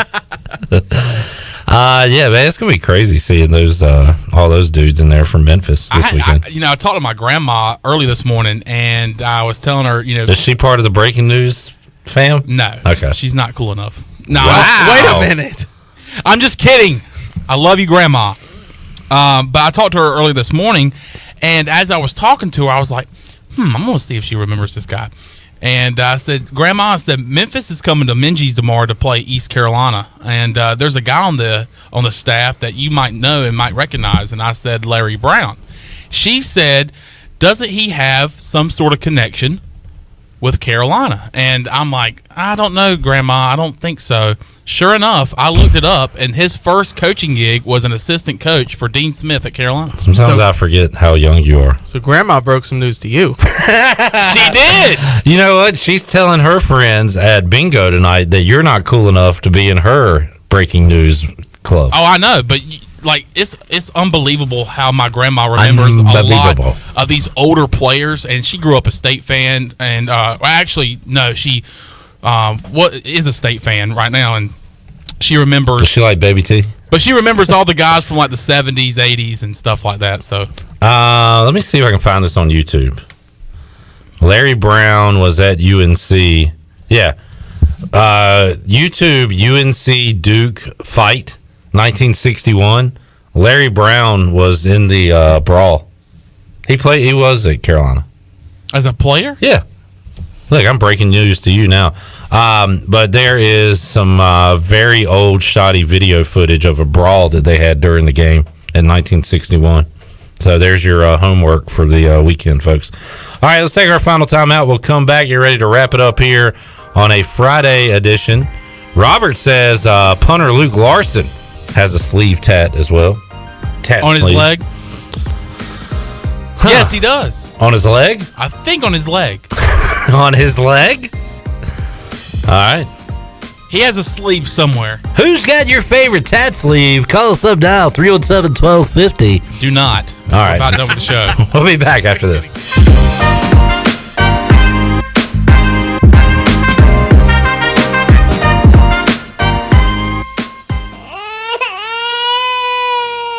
There's nothing more important than protecting your family. Fire ants can cause painful allergic reactions and even death. Protect your loved ones at home where you should feel the safest. Visit pesttechofgreenville.com to learn of our once-a-year treatment to guarantee you stay fire ant free. Tested and proven effective by your Eastern North Carolina exterminating professionals at Pest Tech of Greenville. Mention the crying baby for an extra 10% off.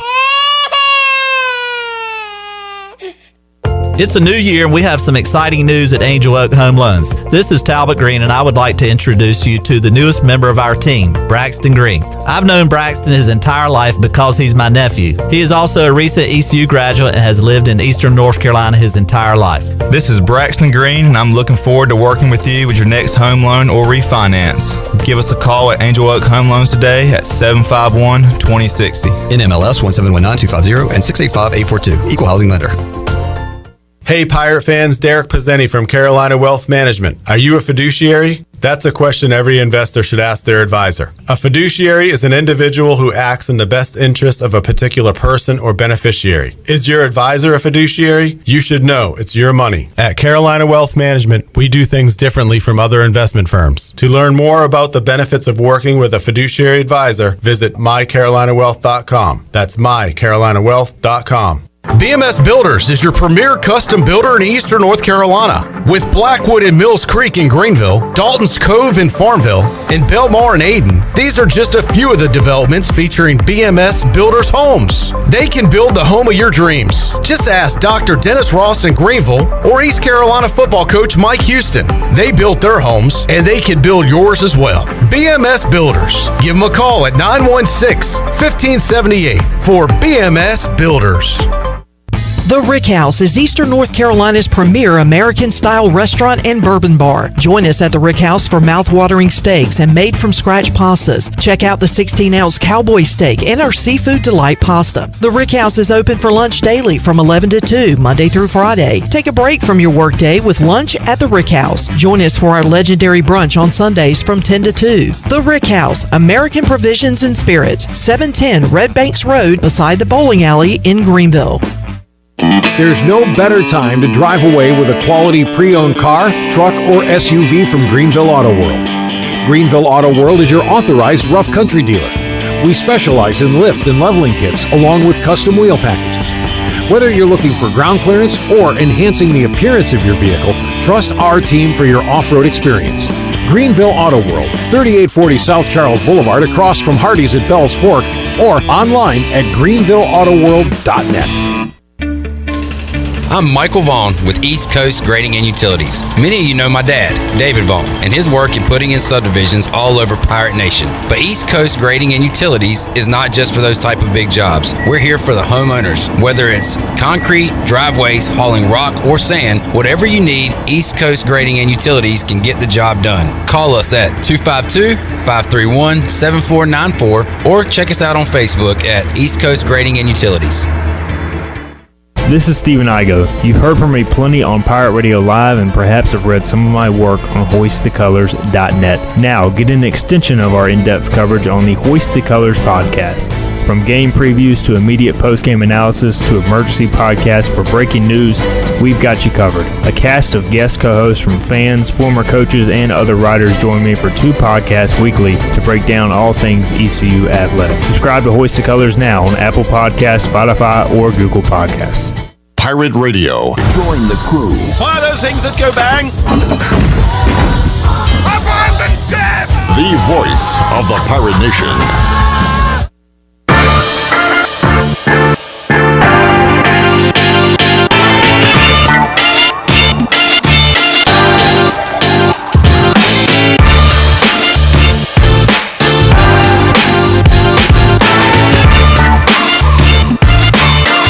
You're listening to Hour 3 of Pirate Radio Live. This hour of PRL is brought to you by Bud Light, reminding Pirate fans to stay in the game and drink responsibly. Bud Light, the official beer of the ECU Pirates, and proudly distributed by Carolina Eagle Distributing since 1989. Now, back to the show. Welcome back to the show for the latest breaking news, interesting stories, and awesome contests that can make you a winner. Be sure to follow Pirate Radio on our social media on Facebook, Twitter, and Instagram at PR927FM.